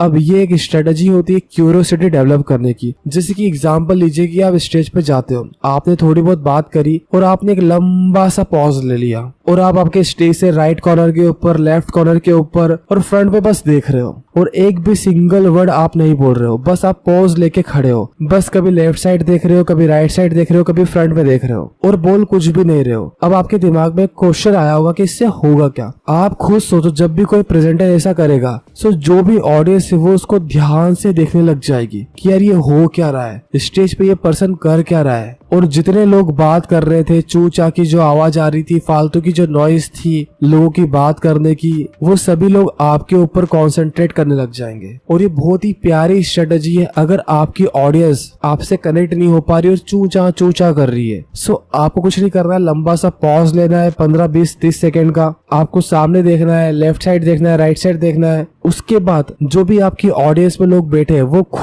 खुद चुप हो जाएंगे, उनका ध्यान आपकी तरफ आ जाएगा। सो इस तरीके से आप अटेंशन ग्रैब करोगे आपकी ऑडियंस का। अब नेक्स्ट हमारा पॉइंट आता है स्टार्ट विथ प्रॉप। अब प्रॉप क्या होता है? सो जब भी आप प्रेजेंटेशन की शुरुआत करोगे तो आप प्रॉप का यूज करोगे। प्रॉप जो भी आपके हाथ में है, बॉटल हो गया, पेन हो गया। फॉर एग्जांपल अगर आपके हाथ में वाटर बॉटल है सो आप वाटर स्कैरसिटी की प्रॉब्लम को लेके बात कर सकते हो। इस अकॉर्डिंग जो भी आपके हाथ में है उसको लेके भी आप शुरुआत कर सकते हो। फिर हम चलते हैं 10th पॉइंट की तरफ, जो कि है स्पीक अबाउट योरसेल्फ। अब आप सोच रहे होंगे कि यार मैं खुद के बारे में क्या बताऊं? खुद के बारे में बताओ आपकी वीकनेसेस। अब आप सोच रहे हो कि मैं मेरे बारे में क्या बढ़ाई करूं? आपको आपकी बढ़ाई करनी ही नहीं है, आपको आपके पॉजिटिव पॉइंट गिनाने ही नहीं है। आपके पॉजिटिव पॉइंट्स, आपकी प्रेजेंटेशन स्किल्स, आपके बोलने का तरीका, आपकी बॉडी लैंग्वेज सारी ऑडियंस को स्टेज पे ऑलरेडी दिख रही है। मतलब जो भी पॉजिटिव चीजें हैं आपके बारे में वो आपकी ऑडियंस उनकी आंखों से ऑलरेडी देख रही है। लेकिन अगर आप आपके नेगेटिव्स बताते हो, आपके वीकनेसेस बताते हो कि यार पहले मैं ऐसा था, जब भी मैं स्टेज पे प्रेजेंटेशन देने आता था मेरे पाँव कब कपाने लग जाते थे, पूरी बॉडी के अंदर वाइब्रेशन होने लग जाते थे, मैं पूरा ब्लैंक हो जाता था, मुझे समझ में नहीं आता था कि मैं बोलूं तो बोलूं क्या। मतलब जब भी आप आपकी वीकनेस बताओगे आपकी ऑडियंस को, अगर आप प्रेजेंटेशन डिलीवर कर रहे हो सो उनको लगेगा नहीं यार ये सब चीजें तो हमारे साथ भी होती है। मतलब ये घर घर की कहानी है, हर कोई पर्सन इससे परेशान है। सो जब आप ये चीज बताओगे उससे जो आपकी ऑडियंस है उनका अटेंशन आपकी तरफ और बढ़ जाएगा और वो और ध्यान से आपको सुनेंगे, आपके बारे में जानना चाहेंगे कि कैसे आपने इतना इम्प्रूवमेंट किया, कैसे आपने इतना अच्छा बोलना सीखा, कैसे आपने इतनी अच्छी प्रेजेंटेशन की स्किल्स इंप्रूव करी, कैसे आपने बॉडी लैंग्वेज पे काम करा। ये सारी चीजें आपकी ऑडियंस आपसे सीखना चाहेगी। सो जब भी आप आपके बारे में बताओ तो पॉजिटिव पॉइंट तो बताओगे जो बताओगे, लेकिन अपने नेगेटिव्स भी बताओ, अपनी वीकनेसेस भी बताओ कि आप कैसे थे और आपने कैसे इम्प्रूवमेंट किया। सो अब हम चलते हैं नेक्स्ट पॉइंट की तरफ, जो कि है लेटेस्ट न्यूज। जब भी आप प्रेजेंटेशन, सेमिनार या वेबिनार लो सो जो भी लेटेस्ट न्यूज है अगर वो आपके कंटेंट, आपकी फील्ड, आपके टॉपिक से सिंक हो सकती है सो आपको उसे जरूर यूज करना है। इससे ये होगा कि वो पर्सन और जल्दी कनेक्ट हो जाएगा कि यार ये सिनेरियो अभी हुआ था और ये पर्सन भी उसी के बारे में बात कर रहा है। सो जब भी आप सिंक करोगे लेटेस्ट न्यूज को, लेटेस्ट जो भी इंसिडेंट हुआ है उसको, सो जो कनेक्शन है आपका और आपके ऑडियंस के बीच में वो बहुत जल्दी बिल्ड हो जाएगा। सो आप लेटेस्ट न्यूज को भी सिंक कर सकते हो आपके सेमिनार के अंदर, आपके वेबिनार के अंदर, आपके सेशन के अंदर। फिर हम चलते हैं हमारे 12th पॉइंट की तरफ, जो कि हमारा विजुअलाइजेशन। जो भी आपका मेन टॉपिक होने वाला सेशन का, जो भी आपका वेबिनार होने वाला, उसका जो भी मेन टॉपिक है, फॉर एग्जांपल आप पब्लिक स्पीकिंग के बारे में बात कर रहे हो कि किस तरह से पब्लिक स्पीकर बना जाता है, किस तरह से एक अच्छी प्रेजेंटेशन दी जाती है, किस तरह से स्टेज फियर खत्म किया जाता है। सो ये आपके मेन टॉपिक्स होने वाले हैं। सो आपको क्या करना है, जो आपकी ऑडियंस है, जो लोग आपके सामने बैठे हैं, उनको आपको विजुअलाइज करवाना है कि सोचो ये सब चीजें आपको आती है, आप एक अच्छे ग्रेट प्रेजेंटर बन चुके हो। सो आप किस तरह से बिहेव करोगे, आप किस तरह से प्रेजेंटेशन डिलीवर करोगे, आप किस तरह से स्टेज पे बिहेव करोगे, आपका गेस्चर कैसा होगा, आपका पोस्चर कैसा होगा, आपका हैंड का मूवमेंट कैसा होगा, आपका एटीट्यूड कैसा होगा। मतलब ये सारी जो चीजें ये आपको विजुअलाइज करवानी है आपके ऑडियंस को। और जैसे आप विजुअलाइज कराओगे आपकी ऑडियंस की सारी चीजें, सो जो कनेक्शन है आपका और आपके ऑडियंस के बीच में वो बहुत स्ट्रांग बन जाएगा। आपको विजुअलाइज कराना है कि आप आपकी लाइफ में एंजॉय कर रहे हो, आपकी लाइफ में आप खुश हो, आपके पास एम्पल अमाउंट ऑफ पैसा आ रहा है, आपके पास डिफरेंट इनकम सोर्सेस है, आपकी एनर्जी अलग ही लेवल की है, आपके पास एक अलग ही पॉजिटिव वाइब्स आती है, आपके आसपास एक अलग ही ऑरा बन चुका है, आपका कॉन्फिडेंस, आपका एटीट्यूड, आपकी एनर्जी एक अलग ही अल्टीमेट लेवल पर जा चुकी है। सो जब आप ये चीजें विजुअलाइज कराओगे आपकी ऑडियंस को, सो वो कनेक्ट कर पाएगी आपसे बहुत ही अच्छे से। फिर उनको समझ में आएगा कि सेशन के बाद मैं किस तरह का इंसान बन सकता हूँ। अगर मैं पब्लिक स्पीकिंग सीख लेता हूँ तो मेरे अंदर क्या क्या चेंजेस आएंगे। सो जो चेंजेस है जो उनको बाद में मिलने वाले वो आपको पहले से विजुअलाइज करवाने हैं, और इससे एक बहुत ही प्रॉपर कनेक्शन आपके और आपके ऑडियंस के बीच में बिल्ड होगा। देखो सबसे मेन चीज होती है, जब भी हम सेशन लेते, जब भी हम वेबिनार लेते, जब भी हम प्रेजेंटेशन लेते, सो हमारा मेन मोटो क्या होता है, सामने वाला जो इंसान बैठा है उसके और हमारे बीच में कनेक्शन बिल्ड हो। मतलब जो मैं बताना चाह रहा हूँ, जो मैं बोलना चाह रहा हूँ, जो मेरे दिमाग में चल रहा है, वो मैं एग्जैक्टली सेम इन्फॉर्मेशन सामने वाले के दिमाग में फिट कर दूं। मतलब यहाँ पे कोई कम्युनिकेशन गैप नहीं आना चाहिए। जो इन्फॉर्मेशन मेरे दिमाग के अंदर है, जो मेरे दिमाग में चल रहा है, वो सेम इन्फॉर्मेशन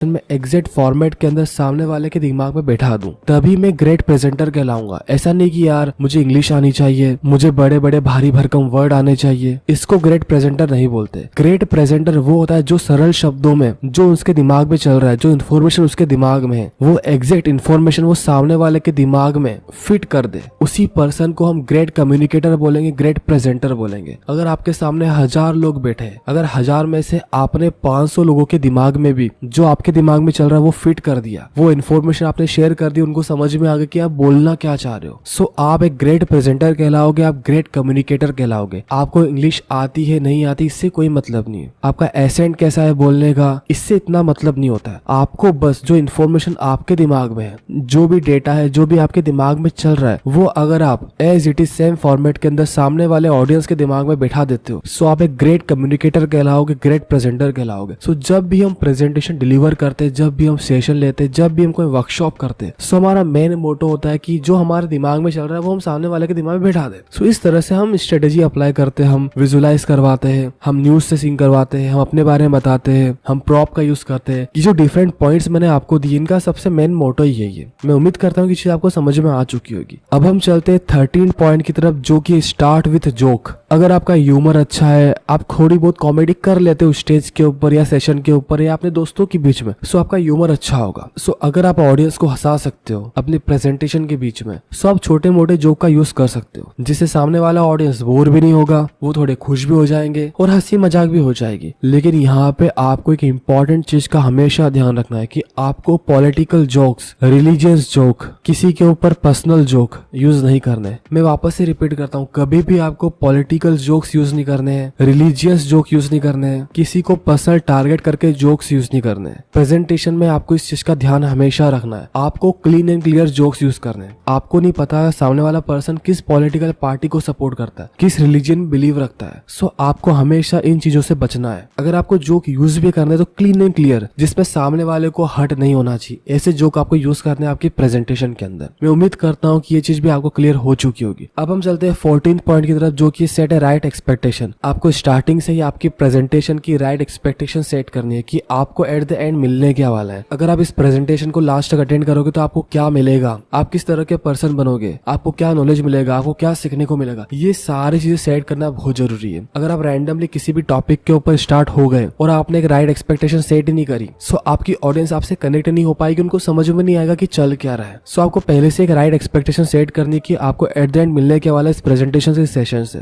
जिससे जो अटेंशन है आपकी ऑडियंस का वो इंक्रीज होगा और उन्हें पहले से पता होगा कि at the end of this presentation हमें ये पॉइंट सीखने को मिलेंगे। जैसे कि जो हमारी ये नेटवर्क मार्केटिंग की बूट कैंप ट्रेनिंग है, इसमें हमने पहली वीडियो में एक राइट एक्सपेक्टेशन सेट करके रखी है कि at the end of this training आपको ये चीजें मिलेगी, आपको ये स्ट्रेटेजीज मिलेगी, आप नेटवर्क मार्केटिंग बिजनेस को ऑनलाइन कैसे ग्रो करोगे इसके तरीके मिलेंगे, लीड जनरेशन की स्ट्रेटेजीज मिलेगी। ये जो सारी एक्सपेक्टेशन है ये मैंने इंट्रोडक्शन वाली वीडियो में ही सेट कर दी थी। इससे ये होगा कि हमारा जो डे 4 एंड डे 5 है वहां तक आप टिकोगे और डे 4 और डे 5 हमारी इस बूट कैंप ट्रेनिंग के सबसे इंपॉर्टेंट सेशंस हैं। सो उन सेशंस को आपको स्किप नहीं करना है। उनमें सारी स्ट्रेटेजी, सारे रोड मैप, सारे फ्रेमवर्क्स हमने आपको दिए, किस तरह से लीड जनरेट करनी है, क्या लीड जनरेशन होता है, A to Z सारी चीजें स्क्रैच से मैंने आपको समझाई है। और ये जो एक्सपेक्टेशन है ये मैंने पहले ही सेट कर दी थी कि day 1, day 2, day 3, day 4, day 5 हमें क्या क्या मिलने वाला है, तभी आप इस ट्रेनिंग को पूरा अटेंड करोगे। सो ये चीज आपको प्रेजेंटेशन देते टाइम भी करनी है कि आपको पहले से एक्सपेक्टेशन सेट करनी है कि आपको मिलने क्या वाला है। आपको पहले से आपकी ऑडियंस की एक्सपेक्टेशन सेट करके रखनी है कि आपको ट्रेनिंग के एंड में क्या क्या मिलने वाला है। इससे जो आपकी ऑडियंस है उनका अटेंशन बढ़ जाएगा और वो आपको बहुत ध्यान से सुनेंगे। अब हम चलते हैं 15 पॉइंट की तरफ, जो कि refer to a common problem. अब देखो, जो भी आपकी ऑडियंस है जो आपके सामने बैठी हुई है उसके बारे में आपको एक बेसिक आइडिया तो होगा किस एज ग्रुप के ये है, क्या इनकी प्रॉब्लम्स है, क्या इनके पेन पॉइंट्स है, क्या एग्जैक्ट प्रॉब्लम ये फेस करते हैं, क्या इन्हें सीखना है, क्या इन्हें चाहिए। अगर ये एग्जैक्टली आपको पता है तो आपकी प्रेजेंटेशन बेस्ट होने वाली है। आपको जो भी कॉमन प्रॉब्लम है, कॉमन पेन पॉइंट्स है, उसी का सॉल्यूशन देना है आपकी ट्रेनिंग के अंदर, क्योंकि वो प्रॉब्लम एक सिंगल पर्सन की नहीं है। जो आपके सामने लोग बैठे, जो आपके सामने आपकी ऑडियंस बैठी है, उनमें से मेजोरिटी के लोग वो प्रॉब्लम फेस करते होंगे। जैसे कि मैंने बात करा स्टेज फियर, आपके सामने जो लोग बैठे उनमें से मैक्सिमम लोगों को स्टेज फियर होगा। अब स्टेज फियर रिमूव कैसे करना है, किस तरह से पब्लिक स्पीकिंग करनी है, क्या क्या चीजें यूज करनी है, अगर आपने ये शेयर कर दी, इसकी स्ट्रेटेजीज बता दी, इसके तरीके बता दिए, इसको रिमूव करने के तरीके बता दिए, स्टेज फियर कम कैसे करना है इसके तरीके बता दिए, सो जो आपकी ऑडियंस है वो आपसे बहुत अच्छे से कनेक्ट हो जाएगी। फिर जो भी आपका लास्ट में पेड प्रोडक्ट है उसको परचेस करने में सोचेगी नहीं, क्योंकि आपने क्या करा, पहले उसको ए से बी पे लेके आए, जो उसकी प्रेजेंट कंडीशन है, जो उसकी प्रॉब्लम है उसका आपने 20% सॉल्यूशन दे दिया है। उसके बाद जो 80% सॉल्यूशन है वो आप आपके पेड प्रोडक्ट से दोगे। ये चीज आपको यहाँ पर भी यूज करनी है। सो जो 15 पॉइंट मैंने आप सभी के साथ शेयर करे, इनका आपको हमेशा ध्यान रखना है प्रेजेंटेशन, सेशन, वेबिनार लेते टाइम। और अगर आपको अभी भी ये पॉइंट क्लियर नहीं हो तो वापस से वीडियो को बैक करो और इनको वापस समझो, वापस इस वीडियो को देखो, इसको एक बार देखो, 2 बार देखो, 3 बार देखो, 4 बार देखो। आपके पास इसका एक्सेस सफिशिएंट टाइम तक रहने वाला है। अगर फिर भी इसका एक्सेस रिमूव हो जाता है, टाइम जो लिमिट हमने आपको दी वो खत्म हो जाती है, फिर जो हमारा डे 5 होने वाला है इसमें आपको इस पर्टिकुलर प्रॉब्लम का भी सोल्यूशन मिल जाएगा कि आप लाइफ टाइम वैलिडिटी के साथ इस ट्रेनिंग को कैसे ले सकते हैं। इस प्रॉब्लम का सोल्यूशन आपको डे 5 में मिल जाएगा। वैसे तो हमने आपको सफिशिएंट टाइम दिया इस ट्रेनिंग को कंज्यूम करने के लिए, लेकिन फिर भी अगर आपको लाइफ टाइम एक्सेस चाहिए इस ट्रेनिंग का, सो आपको डे 5 में इसका सोल्यूशन मिल जाएगा। अब हम चलते हैं हमारे नेक्स्ट टॉपिक की तरफ, जो कि स्टोरी टेलिंग टेक्निक्स। अब आप सोच रहे होंगे कि यार स्टोरी टेलिंग से हमें क्या करना, हमें तो हमारा बिजनेस ग्रो करना है, प्रोडक्ट सेल करना है और जॉइनिंग्स लानी है।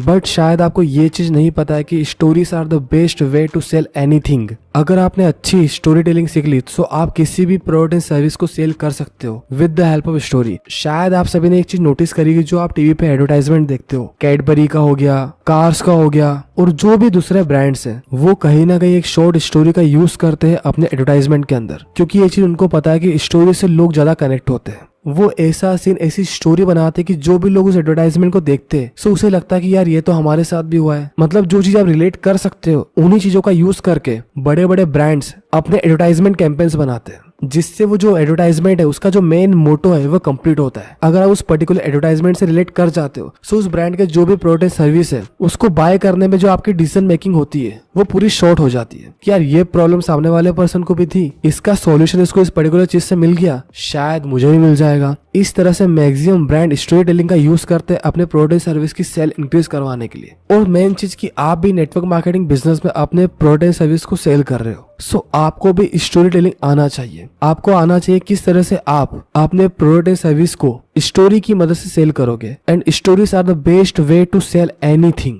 अब स्टोरी के अंदर या तो आप खुद की पर्सनल स्टोरी शेयर करोगे, खुद के जो एक्सपीरियंस है, जो आपने प्रॉब्लम फेस करी, कैसे आपने चीजों को बिल्ड करा, क्या क्या स्ट्रगल्स आपने किया, क्या आपके सामने प्रॉब्लम्स थी, उनका सॉल्यूशन आपने कैसे निकाला, ये सारी चीजें आप स्ट्रक्चर्ड करके खुद की एक पर्सनल स्टोरी बना के भी शेयर कर सकते हो, जिससे जो सामने वाला पर्सन है वो आपसे बहुत ज्यादा रिलेट कर पाएगा और आपकी स्टोरी से कनेक्ट होके जो भी आपका मेन मोटिव है प्रोडक्ट सर्विस को सेल करना, ज्वाइनिंग इंक्रीज करना, वो कंप्लीट होगा, क्योंकि लोग आपसे कनेक्ट होंगे, ना कि आपके आपके प्रोडक्ट एंड सर्विस से। अगर आपने इस तरह से प्रोजेक्ट किया अपने प्रोडक्ट एंड सर्विस को कि आपको क्या क्या प्रॉब्लम थी और कैसे सोल्यूशन आपको इस प्रोडक्ट से मिले हैं, आप पहले क्या क्या प्रॉब्लम फेस करते थे और इस पर्टिकुलर प्रोडक्ट को यूज करने के बाद आपको कैसे सॉल्यूशन मिले, कैसे आपकी लाइफ और सॉर्ट हो गई। अगर इस तरह से आप प्रोजेक्ट करते हो स्टोरी की मदद से, अपने एक्सपीरियंस की मदद से, सो जो भी प्रोडक्ट एंड सर्विस आप ऑफर करते हो उसकी सेल्स ड्रास्टिकली इंक्रीज हो जाएगी अगर आप स्टोरी टेलिंग का यूज करते हो तो। अब आपको हमेशा एक चीज ध्यान रखनी, जब भी आप स्टोरी टेलिंग करो सो आपको स्टोरी को पूरी स्ट्रक्चर्ड करके सुनाना है, नरेट करना है, सामने वाला कनेक्ट करना चाहिए, तभी जो आपकी स्टोरी है वो उसका काम कर पाएगी। ऐसा नहीं कि बस ये हुआ था वो हुआ था और खत्म। पहले आपको स्टोरी खुद के माइंड में स्ट्रक्चर्ड करनी है, फिर आपको शेयर करनी है आपके ऑडियंस के साथ। इससे ये होगा कि लोग आपके साथ कनेक्ट करेंगे, वो इमेजिन कर पाएंगे कि आपके साथ हुआ क्या था, उनका इंटरेस्ट आपकी बातों में और आएगा और उनको ये लगने लग जाएगा कि यार ये बंदा भी हमारे जैसा है, इसे भी ये पर्टिकुलर प्रॉब्लम्स थी, मुझे भी ये पर्टिकुलर प्रॉब्लम्स है, इसे सॉल्यूशन मिला तो मुझे सॉल्यूशन क्यों नहीं मिल सकता। इस तरह से जो भी आपका मेन मोटो है, जो भी आपका प्रोडक्ट है, जो भी आपकी सर्विस है, उसको आप इनडायरेक्ट वे में प्रमोट कर सकते हो with the help of story. अब यहाँ पे एक और इम्पोर्टेंट चीज आती है कि जब भी आप स्टोरी टेलिंग करो अपने सेशन के अंदर, अपने वेबिनार्स के अंदर, अपनी प्रेजेंटेशन के अंदर, सो ये आपको ध्यान में रखना कि आपके पास लिमिटेड टाइम है। आपको स्टोरी को बहुत ज्यादा लंबी नहीं खींचनी है, आपके पास लिमिटेड टाइम है। सो जो भी अननेसेसरी इन्फॉर्मेशन है उनको आपको ओमिट कर देना है, जिनकी इंपॉर्टेंस है आपकी स्टोरी के अंदर वो ही शेयर करना है, क्योंकि आपके पास लिमिटेड टाइम है और आपको उस लिमिटेड टाइम का प्रॉपर यूज करना, उसका यूटिलाइजेशन करना है। अब स्टोरी के अंदर आप खुद की स्टोरी शेयर कर सकते हो कि आपके साथ क्या क्या हुआ था, किस तरह से आपने प्रॉब्लम्स को ओवरकम करके चीजों को बेटर किया। या अगर आपके पास इतना बताने के लिए नहीं है सो आपकी जो अपलाइन हो गई, जो आपके टॉप लीडर्स है, उनकी स्टोरी आप फ्रेम करके स्ट्रक्चर्ड करके शेयर कर सकते हो अपनी ऑडियंस के साथ, जिससे लोगों का आपकी बातों के ऊपर बिलीव बढ़ेगा, आपकी बातों के ऊपर और इंटरेस्ट आएगा और वो आपको ध्यान से सुनेंगे। अब हर एक स्टोरी के अंदर कुछ ना कुछ मैसेज होता है, सो जो भी मैसेज आपको कन्वे करना है, जो भी आपका मेन पर्पस है उस पर्टिकुलर स्टोरी का, उसको ध्यान में रख के ही आपको स्टोरी टेलिंग करनी है। उसी अकॉर्डिंग आपको चीजें फ्रेम करनी, स्ट्रक्चर्ड करनी है। क्योंकि अगर आपका जो मेन मोटो है, जो मेन मैसेज है, जो मेन पर्पस है, वही अगर स्टोरी से कंप्लीट नहीं होता है सो जो भी आपने स्टोरी शेयर करी है उसका कोई मतलब ही नहीं है। सो जो भी आपका मेन मैसेज है, क्या एक्शन लेना चाहिए लोगों को, क्या सीखने को मिला, क्या पर्पस है आपकी स्टोरी का, ये चीजें क्लियर होनी चाहिए आपकी स्टोरी के अंदर। और पर्सनल स्टोरी अगर आप शेयर करो या अपने लीडर्स की शेयर करो सो आपको झूठ नहीं बोलना है, जो सच है वही बताना है। अगर फ्यूचर में आपकी ऑडियंस को ये पता चलता है कि जो आपने स्टोरी शेयर करी थी उनके साथ वो एक खुद से बनाई गई कहानी थी, सो आपके ऊपर जितना भी ट्रस्ट था वो खत्म हो जाएगा। सो जो भी आपकी पर्सनल स्टोरी है या आपके लीडर्स की स्टोरी है उसमें आपको ऑथेंटिक रहना है, मतलब जो है वो ही शेयर करना है। इससे आपके और आपके ऑडियंस के बीच में हमेशा ट्रस्ट बना रहेगा। आप आपकी ऑडियंस को इन्वॉल्व कर सकते हो क्वेश्चंस के अंदर। सो इन चीजों का ध्यान में रख के आप स्टोरी टेलिंग की मदद से भी अपने प्रोडक्ट एंड सर्विस को सेल कर सकते हो। अब हम चलते हैं हमारे नेक्स्ट टॉपिक की तरफ, जो कि है कॉन्सेप्ट ऑफ ट्रायल क्लोजिंग। अब ये ट्रायल क्लोजिंग होती क्या है? बेसिकली होता है कि सेल्स एंड मार्केटिंग में हमें पता नहीं होता है कि सामने वाला जो बायर है उसका बिहेवियर कैसा है, उसे प्रोडक्ट के बारे में सारी इन्फॉर्मेशन क्लियर हो पाई कि नहीं, उसका लेवल ऑफ अंडरस्टैंडिंग कैसा है प्रोडक्ट के रिगार्डिंग, कैसा उसका इंटरेस्ट है प्रोडक्ट के रिगार्डिंग, उसका लेवल ऑफ एक्साइटमेंट कैसा है और क्या उसके दिमाग में चल रहा है प्रोडक्ट के रिगार्डिंग। ये चीजें हमें पता नहीं होती है। सो इसीलिए जो सेल्स प्रोफेशनल्स होते हैं वो यूज करते हैं ट्रायल क्लोजिंग, और इसमें स्ट्रेटेजी ऑफ एबीसी यूज करी जाती है। अब ये एबीसी क्या है? Always be closing. अब ये ऑलवेज बी क्लोजिंग है क्या, कैसे इसका यूज किया जाता है, ये सारी चीजें आज के इस टॉपिक में हम कवर करने वाले हैं। अब ये जो ट्रायल क्लोजिंग है इसका सबसे मेन एडवांटेज मिलता है सेल्स प्रोफेशनल को।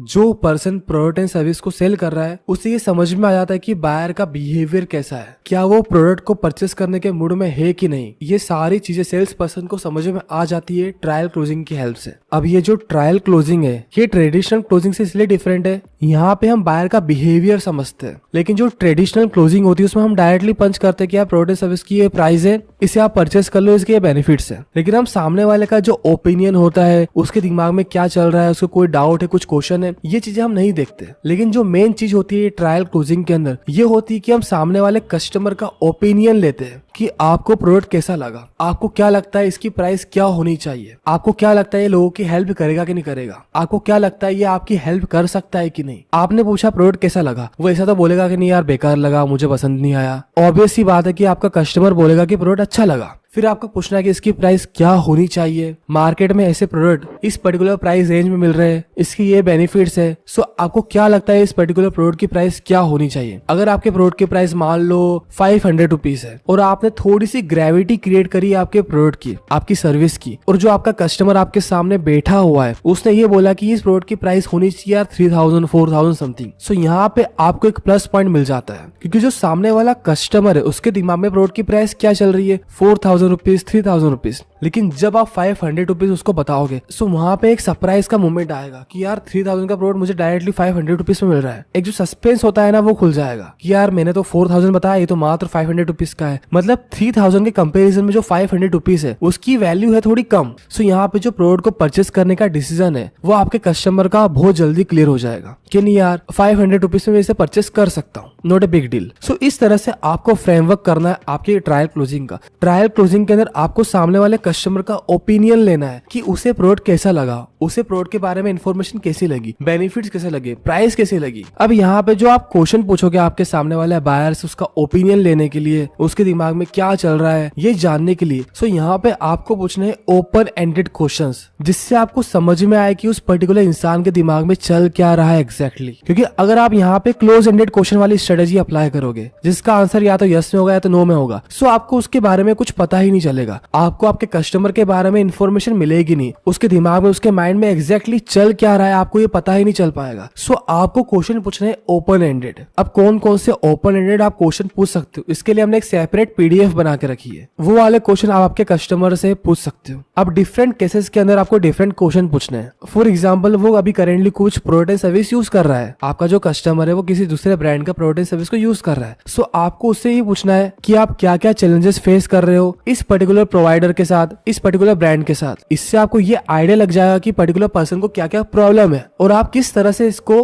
आपके प्रोडक्ट में सॉल्यूशन की तरह प्रोवाइड कर सकते हो। ऐसे डिफरेंट क्वेश्चन आप पूछ सकते हो आपके प्रोस्पेक्ट से, कस्टमर से, ऑडियंस से। इसके लिए हमने सेपरेट पीडीएफ बना के रखी है जो कि आपको डे 3 के साथ ही मिल जाएगी। अब हम बात करते हैं कि ट्रायल क्लोजिंग करनी कैसे है। अभी तो हमने बात कर ली कि ये ट्रायल क्लोजिंग होती है, इसके ये बेनिफिट्स होते हैं XYZ। अब हम मेन मुद्दे पे आते हैं कि ट्रायल क्लोजिंग को करना कैसे है, how to conduct a trial close, जिसमें सबसे पहला पॉइंट आता है ऑब्जर्व द कस्टमर बिहेवियर। आपको ट्रायल क्लोज करने से पहले आपके कस्टमर के बिहेवियर को ऑब्जर्व करना है। जो आपने ओपन एंडेड क्वेश्चन पूछे है उसका क्या जवाब आया, उन क्वेश्चन को एनालाइज करना है। उन क्वेश्चन से आपको एक बिहेवियर पता चलेगा, आपको एक रोड मैप मिल जाएगा कि किस तरह से आपको क्लोजिंग करनी है, किस पर्टिकुलर पेन पॉइंट के ऊपर आपको बात करनी है, क्या पॉइंट ऑफ मोटिवेशन है सामने वाले पर्सन का, क्या पेन पॉइंट है, क्या प्रॉब्लम सामने वाला पर्सन फेस कर रहा है। ये सारी चीजें हमें एनालाइज करनी है। मतलब जो आपका बायर है, जो आपका ऑडियंस है, जो आपका कस्टमर है, उसके बिहेवियर को आपको समझना है ओपन एंडेड क्वेश्चन की हेल्प से।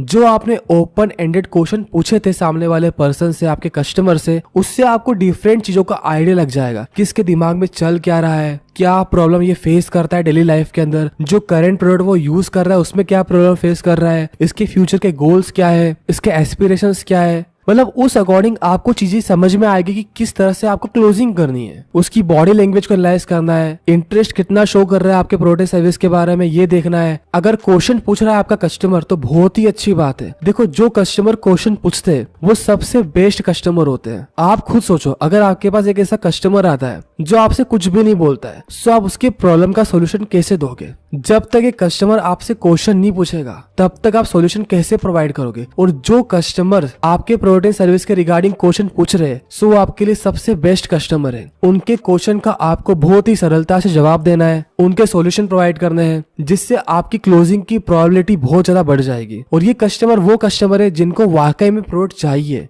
इनके दिमाग में डाउट आ रहे, मतलब कहीं ना कहीं इन्होंने सोचा है प्रोडक्ट के बारे में, तभी तो उनके दिमाग में कुछ डाउट आ रहे, कुछ क्वेरीज आ रही है। अगर आप उनके डाउट एंड क्वेरीज को सॉल्व नहीं करोगे, उनकी प्रॉब्लम का सॉल्यूशन नहीं दोगे, so how you can expect कि वो आपके प्रोडक्ट सर्विस को बाय करेंगे। सो सामने वाले पर्सन को, सामने वाले कस्टमर को जो भी डाउट्स है, जो भी क्वेरीज है, वो आपको क्लियर करनी है। प्राइस के रिगार्डिंग कुछ डाउट है, क्वालिटी के रिगार्डिंग कुछ डाउट है, फीचर्स के रिगार्डिंग कुछ डाउट है, ये सारी चीज अगर आपका कस्टमर आपसे पूछ रहा है, सो ये चीज आपको इंस्टेंटली क्लियर करनी है। इससे आपको ये समझ में आ जाएगा है कि सामने वाले कस्टमर को कहीं ना कहीं हमारे प्रोडक्ट एंड सर्विस में इंटरेस्ट है। सो आपको ऑब्जर्व करना है आपके कस्टमर को, आपको ये चीज एनालाइज करनी जब आप प्राइस की बात कर रहे हो, जब आपके प्रोडक्ट एंड सर्विस की फीचर्स की बात कर रहे हो, उसके बेनिफिट्स की बात कर रहे हो। सो आपका कस्टमर किस तरह से रिएक्ट कर रहा है, उसके अंदर एक्साइटमेंट है कि नहीं, उसकी बॉडी लैंग्वेज कैसी है, वो किस तरह से बिहेव कर रहा है, वो ध्यान से आपकी बातों को सुन रहा है कि नहीं। जब आप प्राइस, बेनिफिट्स, फीचर्स की बात कर रहे हो आपके प्रोडक्ट एंड सर्विस की, अगर वो इंटरेस्ट दिखा रहा है तो वो बहुत ध्यान से सुनेगा। उसकी बॉडी लैंग्वेज में कुछ चेंजेस आपको दिखेंगे, आपको लग जाएगा कि सामने वाला पर्सन हमारे प्रोडक्ट एंड सर्विस में इंटरेस्टेड है। ये जो सारी चीजें होती है बिहेवियर का गेम होती है। आपको आपके कस्टमर के बिहेवियर को बहुत ही डीपली एनालाइज करना है, तभी आप ट्रायल क्लोज कर पाओगे।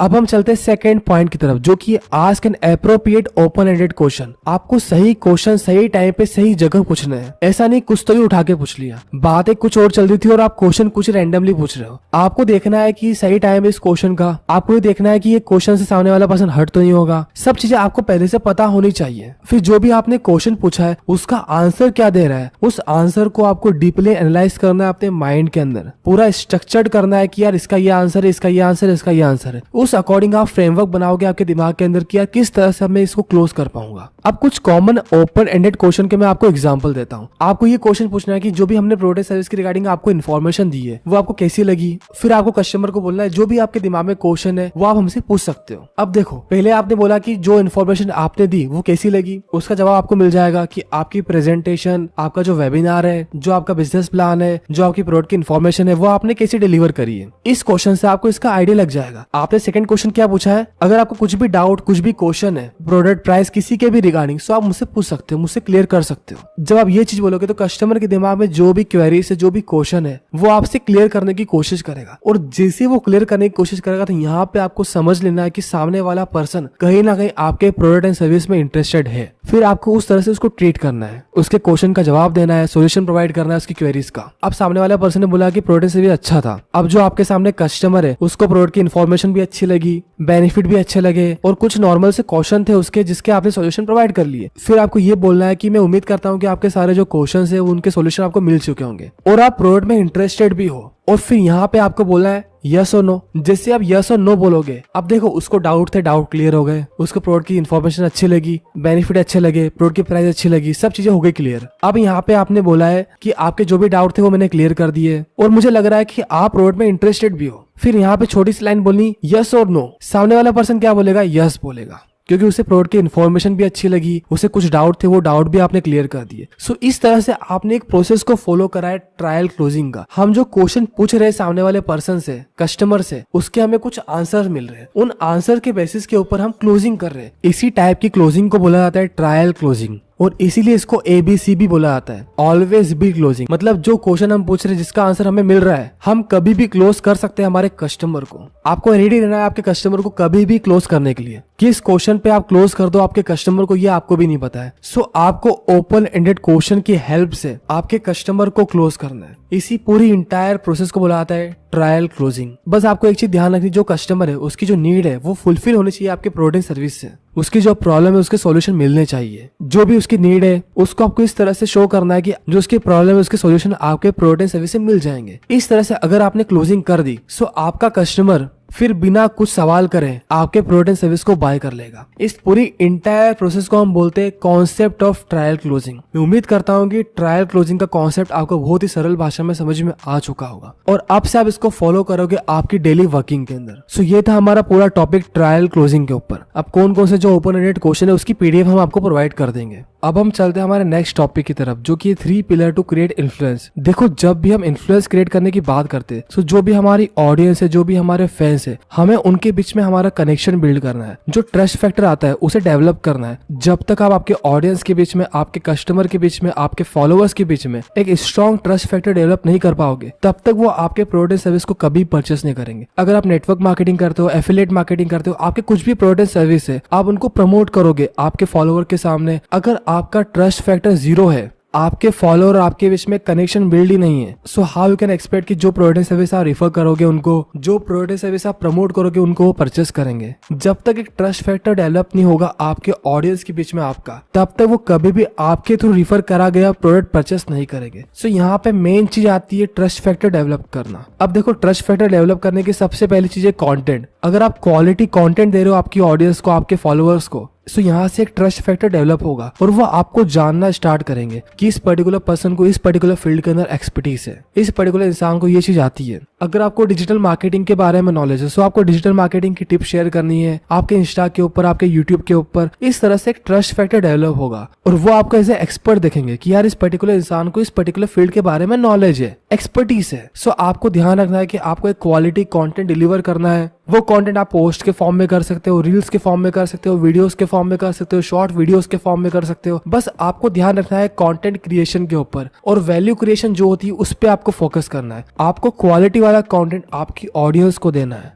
जिससे वो आपको जानेंगे, आपके कंटेंट से रूबरू होंगे, और जो भी प्रोडक्ट सर्विस आप पिच करोगे, प्रमोट करोगे, तब उन प्रोडक्ट सर्विस की सेल होने की प्रोबेबिलिटी बढ़ जाएगी। अब हम बात करते हैं 3 pillar to create your influence. Influence build करने के वो कौन से 3 पिलर्स जिसपे आपको ध्यान रखना है, जिसपे सबसे पहला पिलर आता है ऑथोरिटी। अब देखो, जो मैक्सिमम डायरेक्ट सेलर्स है, जो नेटवर्क मार्केटर्स है, उनकी कोई ऑथोरिटी नहीं है। उनके जो पेजेस है, उनकी जो प्रोफाइल है, उसके ऊपर कुछ तो भी कंटेंट अपलोडेड है। उनके पास जो भी रैंडमली वीडियोस आती है, पोस्ट आती है, वो एज इट इज उसको पोस्ट कर देते हैं अपनी प्रोफाइल के ऊपर। मतलब एक कंटेंट क्रिएशन वाला जो पार्ट होता है, एक वैल्यू स्टैकिंग वाला जो पार्ट होता है, वो कभी एक डायरेक्ट सेलर करता ही नहीं है। लेकिन वहीं पे अगर आप सोनू शर्मा सर को देखोगे, आपकी कंपनी के बड़े दूसरे लीडर्स को देखोगे जो वैल्यू प्रोवाइड करते हैं अपनी ऑडियंस को, अपने फॉलोअर्स को। आपकी कंपनी में बहुत सारे लीडर्स होंगे जिनके यूट्यूब चैनल के ऊपर, जिनके इंस्टाग्राम के ऊपर, जिनके फेसबुक के ऊपर अच्छा क्वालिटी कंटेंट अपलोड होता होगा रेगुलर बेसिस के ऊपर, इसीलिए वो टॉप लीडर्स है आपकी कंपनी के।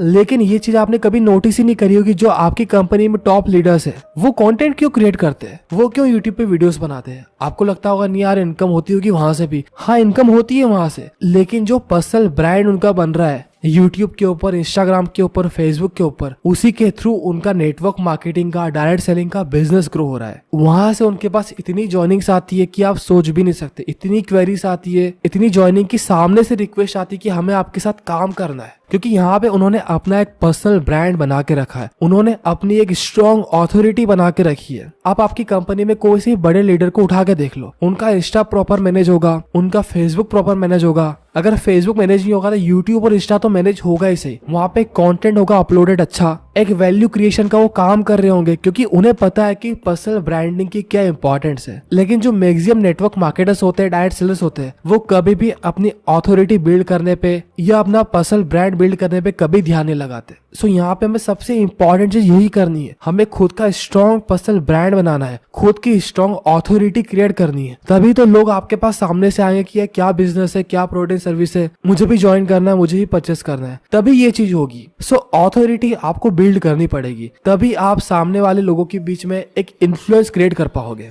ऑथोरिटी क्रिएट करने के लिए आपके पास एक नीश होनी चाहिए, किस नीश पे आप कंटेंट क्रिएट करोगे, आपके पास स्ट्रेटेजी होनी चाहिए, आपके पास रोड मैप होना चाहिए, जिसके बारे में हम डिस्कस कर रहे हैं ऑलरेडी। अब ये हो गया ऑथोरिटी वाला पार्ट। अब हम चलते हैं सेकंड पिलर की तरफ, जो कि बहुत इंपॉर्टेंट है, सोशल प्रूफ। आप खुद सोचो, आप किसी भी स्ट्रेंजर को 100 रुपए भी ट्रांसफर करोगे, इवन 10 रुपए भी ट्रांसफर नहीं करोगे, क्योंकि आपको उस पर्सन के ऊपर ट्रस्ट ही नहीं है। आपने कुछ देखा ही नहीं कि आपका ट्रस्ट बिल्डअप हो। सो जब हम पर्सनल ब्रांडिंग करते हैं, हमारी ऑथोरिटी क्रिएट करते हैं, सो यहाँ पे जो ट्रस्ट फैक्टर वाली चीज होती है वो बिल्ड होती है। आपका आपके फॉलोवर के साथ, फॉलोवर का आपके साथ एक ट्रस्ट फैक्टर डेवलप होता है। और जो हम सोशल प्रूफ वाली बात करें, जो कि हमारा सेकंड पिलर है, इससे हमारा ट्रस्ट फैक्टर, हमारी ऑथोरिटी और स्ट्रॉन्ग बिल्ड होती है। जब आप social proof in the form of testimonies, reviews देते हो, सो जो आपके न्यू कस्टमर्स है, जो आपके न्यू प्रोस्पेक्ट है, जो आपके न्यू गेस्ट है, उनका आपके ऊपर विश्वास बढ़ने लग जाता है कि यार ये पर्सन जेन्युइन है, ये जो बातें कर रहा है जेन्युइन बातें कर रहा है, इसके प्रोडक्ट सर्विस से लोगों को रिजल्ट मिले हैं। आपको फीडबैक्स डालने हैं, आपके जो पुराने कस्टमर्स है, डाउनलाइंस है, जिनको प्रोडक्ट को यूज करके कुछ बेनिफिट्स मिले हैं, उनके अंदर कुछ इंप्रूवमेंट्स हुए, सो उनकी आपको टेस्टिमोनी डालनी है आपके यूट्यूब के ऊपर, इंस्टा के ऊपर, फेसबुक के ऊपर, जिससे एक ट्रस्ट फैक्टर डेवलप होगा। और जब आप सोशल प्रूफ डालोगे आपके बिजनेस का, आपके प्रोडक्ट सर्विस का, सो यहाँ पे आपकी ज्वाइनिंग, आपकी सेल्स ऑटोमेटिकली इंक्रीज हो जाएगी, क्योंकि इंसान इंसान से कनेक्ट होता है। अगर किसी पर्टिकुलर पर्सन को कुछ प्रॉब्लम है और उसका सॉल्यूशन मिल गया है, सो वो पर्सन ये सोचेगा कि अगर इस पर्सन को इस पर्टिकुलर प्रोडक्ट से इसका सोल्यूशन मिला है, सो इसका सोल्यूशन मुझे भी मिल सकता है अगर मैं इस प्रोडक्ट को बाय कर लूंगा तो। सो इस तरह से testimonials, reviews, feedbacks social proof का काम करते हैं और आपकी ऑथोरिटी को और स्ट्रॉन्ग करते हैं, आपके पर्सनल ब्रांड को और स्ट्रॉन्ग करते हैं, जिससे आपका बिजनेस ग्रो होता है, जिससे आपकी ज्वाइनिंग इंक्रीज होती है, जिससे जो आप प्रोडक्ट सर्विस सेल कर रहे हो उनकी सेल्स इंक्रीज होती है। सो इन चीजों पे आपको ध्यान रखना है। पहला हो गया हमारा ऑथोरिटी, सेकेंड हो गया सोशल प्रूफ। अब सोशल प्रूफ के अंदर आपको इंप्रूवमेंट डालने आपके कस्टमर्स के, आपके प्रोस्पेक्ट के। मान लो आप हेल्थ रिलेटेड कंपनी में वर्क करते हो और वहां पे वेट लूज करने का कोई प्रोडक्ट है आपके पास और उस प्रोडक्ट के बहुत अच्छे रिव्यूज, फीडबैक्स है। सो आपको यहाँ पे ऐसे पर्सन का रिव्यू डालना है जिसको वाकई में उस प्रोडक्ट से बेनिफिट मिला है, उसने वेट लूज करा है। उसकी बिफोर आफ्टर क्या वीडियो बना के डाल सकते हो, एक प्रॉपर फीडबैक वाली वीडियो डाल सकते हो, जिससे एक स्ट्रॉन्ग कनेक्शन आपके जो नए कस्टमर आएंगे उनके साथ आपका बिल्ड होगा कि यार ये पर्सन जो बात कर रहा है, ये जेन्युइन बात कर रहा है, वाकई में जो कस्टमर्स है इसके उनको रिजल्ट मिला है। इस तरह से आपको सोशल प्रूफ का यूज करना है। अब इसके बाद आपको एक इंपॉर्टेंट चीज ध्यान में रखनी है, हमेशा सोशल प्रूफ के अंदर आपको कभी भी अचीवमेंट का शो ऑफ नहीं करना है कि यार इसके पास ऑडी है, इसके पास मर्सिडीज है, इसने इतने दिन में ऑडी खरीद ली, इसने इतने दिन में मर्सिडीज खरीद ली। अगर आप ये चीज करने लग गए तो जो कस्टमर आपके पास आएंगे वो दिखावे को देख के आएंगे, वो जेन्युइन कस्टमर नहीं होगा। वो कस्टमर आएगा पैसे के लालच के चक्कर में कि मैं ज्वाइन कर लेता हूँ, कुछ टाइम बाद मेरी भी ऑडी मर्सिडीज आ जाएगी, मैं ज्वाइन कर लेता हूँ, कुछ टाइम बाद मैं भी लाखों रुपए कमा लूंगा, मैं ज्वाइन कर लेता हूँ, कुछ टाइम बाद मैं भी करोड़पति बन जाऊंगा। इस तरह के कस्टमर आपको मिलेंगे। नो डाउट पैसा कमाया जा सकता है, लेकिन उसके लिए भी मेहनत लगती है। सो जो भी आपके पास नए टीममेट्स आएंगे वो चाइल्डिश माइंडसेट के होंगे, जिनको बस पैसा पैसा दिख रहा होगा, उनका कोई लॉन्ग विजन नहीं होगा, उनका कोई वाई क्लियर नहीं होगा, उन्हें बस आज पैसा चाहिए। और ऐसे लोग कभी भी आपकी टीम को, आपके बिजनेस को ग्रो नहीं कर पाएंगे। आपको क्वालिटी वाले लोग चाहिए आपके बिजनेस को ग्रो करने के लिए, जिनको आप लीडर बना सको, जो कि आपके बिजनेस को आगे ले जा सके।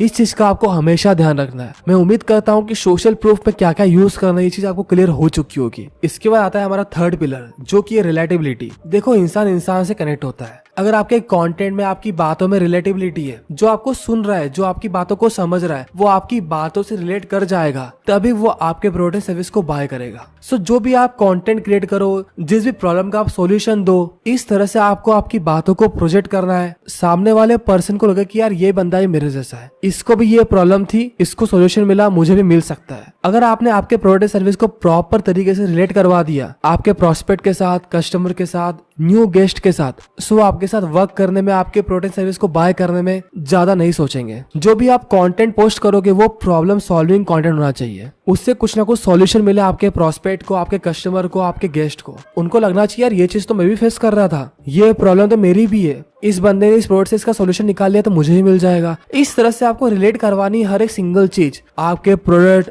आपकी टेस्टिमोनी, आपका कंटेंट प्रॉब्लम सॉल्विंग होना चाहिए। इन चीजों पे आपको हमेशा ध्यान रखना है। और ये जो 3 पिलर्स हैं, अगर आपने इसके अकॉर्डिंग काम कर लिया सोशल मीडिया के ऊपर, यूट्यूब के ऊपर, इंस्टा के ऊपर, फेसबुक के ऊपर, सो आपको एक स्ट्रॉन्ग पर्सनल ब्रांड क्रिएट करने से कोई नहीं रोक सकता। और एक बार आपका पर्सनल ब्रांड क्रिएट हो गया, सो आपके पास इतनी ज्वाइनिंग्स आएगी, इतनी क्वेरीज आएगी कि आप खुद सोचोगे कितने लोगों को ज्वाइन करवाऊं। सो इन 3 पिलर का आपको हमेशा ध्यान में रखना है और इसी के अकॉर्डिंग सोशल मीडिया के ऊपर वर्क करना है। सो मैं उम्मीद करता हूँ कि ये 3 पिलर्स इन्फ्लुएंस करने के आपको बहुत ही सरल भाषा में समझ में आ चुके होंगे। अब हम चलते हैं हमारे नेक्स्ट टॉपिक की तरफ, जो कि importance of niche and target audience. जैसे कि जो हमारा डे 2 था उसमें हमने नीश और टारगेट ऑडियंस के बारे में बात करी थी कि नीश क्या होती है, टारगेट ऑडियंस क्या होती है। अब इसकी इंपॉर्टेंस के बारे में हम बात कर लेते हैं। आप सभी को ऑलरेडी अब समझ में आ चुका होगा कि नीश होती क्या है। नीश मतलब एक स्पेसिफिक टॉपिक, एक स्पेसिफिक फील्ड के बारे में आप बात करोगे, उस पर्टिकुलर फील्ड या उस पर्टिकुलर टॉपिक के बारे में आप कंटेंट डिलीवर करोगे अपने फॉलोअर्स को, अपने ऑडियंस को, अपने सब्सक्राइबर्स को। और ये ऐसी नीश होगी जिसमें आपका इंटरेस्ट होगा। और टारगेट ऑडियंस कौन होगी? टारगेट ऑडियंस वो लोग होंगे जो आपके नीश के कंटेंट को पसंद करते, जिनको वो पर्टिकुलर टॉपिक के बारे में, उस पर्टिकुलर फील्ड के बारे में जानने की इच्छा है, उस पर्टिकुलर सब्जेक्ट टॉपिक के बारे में वो सीखना चाहते हैं। ऐसे ऑडियंस बेस को हम बोलते हैं टारगेट ऑडियंस। और ये दोनों इंपॉर्टेंट चीज है, एक तो हो गया नीश, एक टारगेट ऑडियंस। नीश मतलब आप किस पर्टिकुलर टॉपिक, किस पर्टिकुलर फील्ड के बारे में बात करोगे, कंटेंट बनाओगे। और टारगेट ऑडियंस वो लोग हैं जो आपके कंटेंट को देखेंगे, कंज्यूम करेंगे, आपके कंटेंट के साथ इंटरेक्ट करेंगे, वो लोग होंगे आपके टारगेट ऑडियंस। अब देखो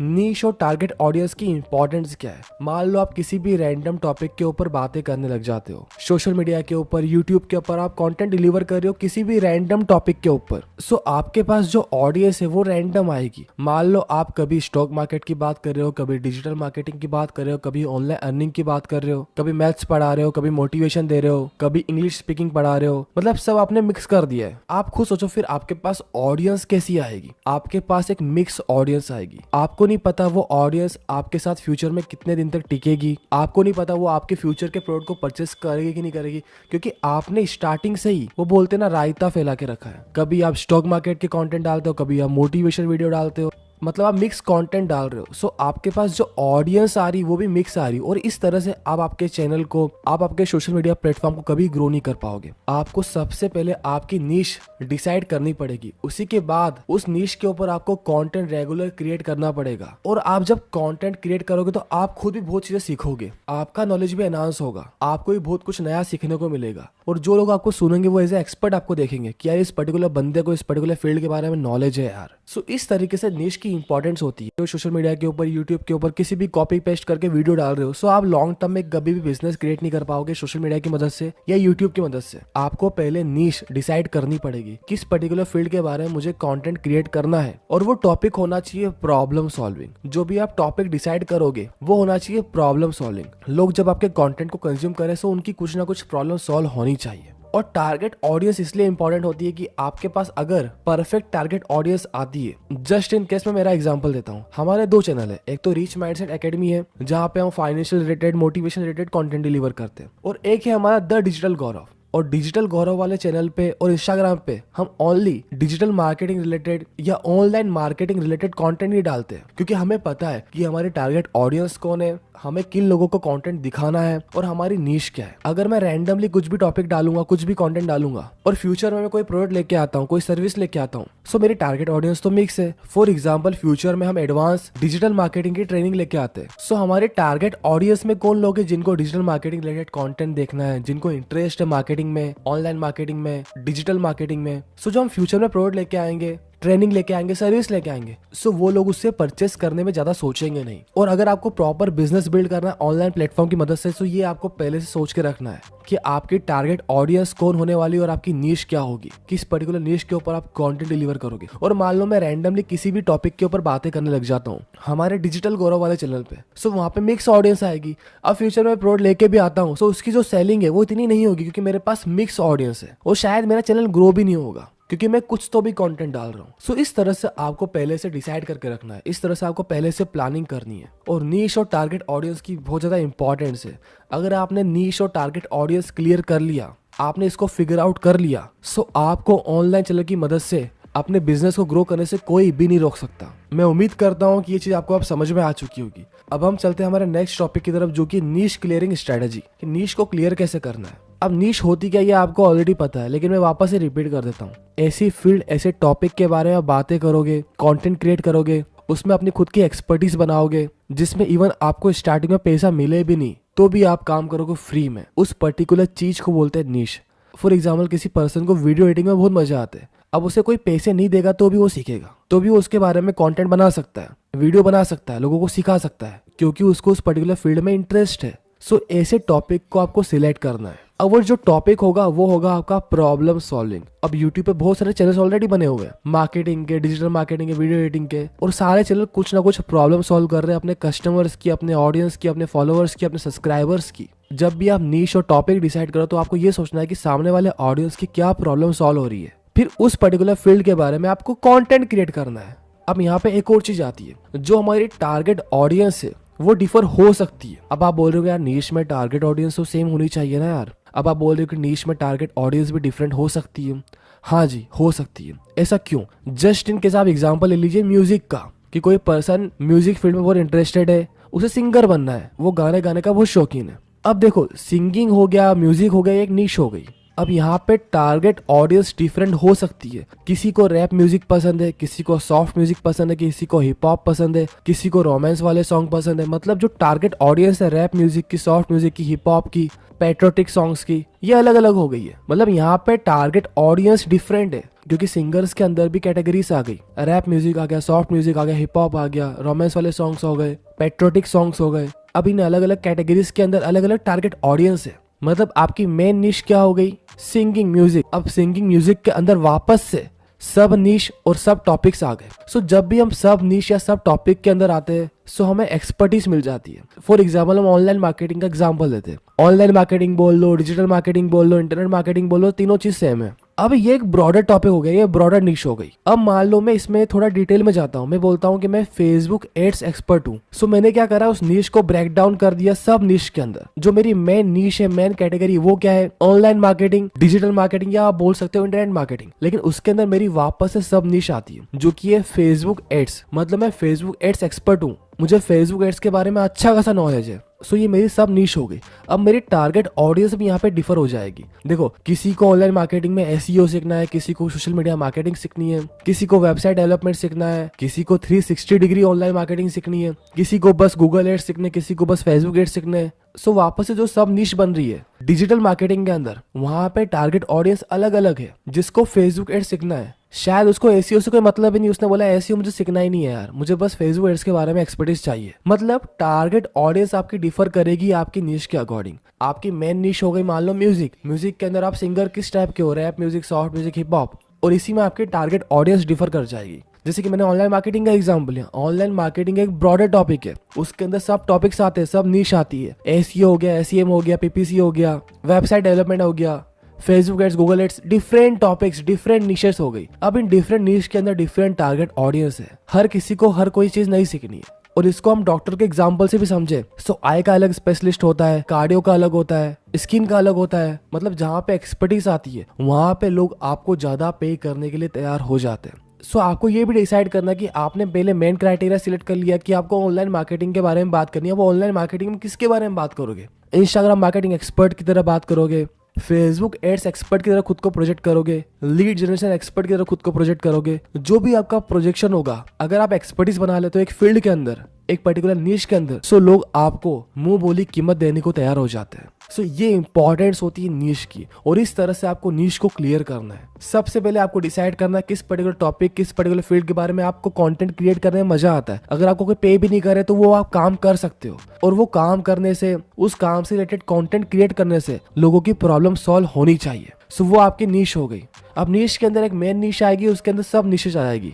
सो आपको कोशिश करनी है कि आपको सब निश भी सिलेक्ट करनी है, जिससे आप एज ए एक्सपर्ट निकल के आओगे, जो कि मैंने आपको बहुत ही डिटेल में बता दी है। और मैं उम्मीद करता हूँ कि निश क्लियरिंग स्ट्रेटेजी आपको अब क्लियर हो चुकी होगी। निश क्लियर करनी कैसे है, हमारी टारगेट ऑडियंस हमें डिसाइड करके रखनी कि हमें किसे टारगेट करना है। हमें जो कॉलेज में स्टूडेंट्स हैं उनको टारगेट करना है, सीनियर सिटीजन को टारगेट करना है, जो जॉब क्लास वाले पर्सन उनको टारगेट करना है, बिजनेस क्लास पर्सन उनको टारगेट करना है, किनको टारगेट करना है, आपकी टारगेट ऑडियंस क्या है, ये भी आपको डिसाइड करना पड़ेगा। और ये डिसाइड होगा आपके कंटेंट से, आप किस तरह का कंटेंट क्रिएट करते हो, आपकी एक्सपर्टीज किस चीज के अंदर है, और आप किस चीज में एक्सपर्टीज बनाना चाहते हो। उसी के अकॉर्डिंग आपकी टारगेट ऑडियंस डिसाइड होगी। टारगेट ऑडियंस बहुत ज्यादा इंपॉर्टेंट होती है जब आप फ्यूचर में अपने बिजनेस को स्केल अप करते हो और अपना कुछ भी पेड प्रोडक्ट लेके आते हो, तो वो टारगेट ऑडियंस ही आपके प्रोडक्ट को परचेस करती है। सो ये चीज आपको हमेशा ध्यान में रखनी है कि आपकी टारगेट ऑडियंस कौन होने वाली है, क्या एज ग्रुप होने वाला, कैसा उनका बिहेवियर होगा, ये सारी चीजें आपको ऑलरेडी पहले से पता होनी चाहिए। सो मैं उम्मीद करता हूँ कि जो टॉपिक्स के बारे में हमने बात करी यहाँ तक आपको समझ में आ चुका होगा। अब हम चलते हैं हमारे नेक्स्ट टॉपिक की तरफ, जो कि मार्केटिंग बिजनेस टूल्स के बारे में, कि आपको कौन कौन से मार्केटिंग बिजनेस टूल आपके साथ रखने चाहिए जब भी आप आपकी नेटवर्क मार्केटिंग की प्रेजेंटेशन डिलीवर करो। सो आपके पास क्या क्या चीजें होनी चाहिए।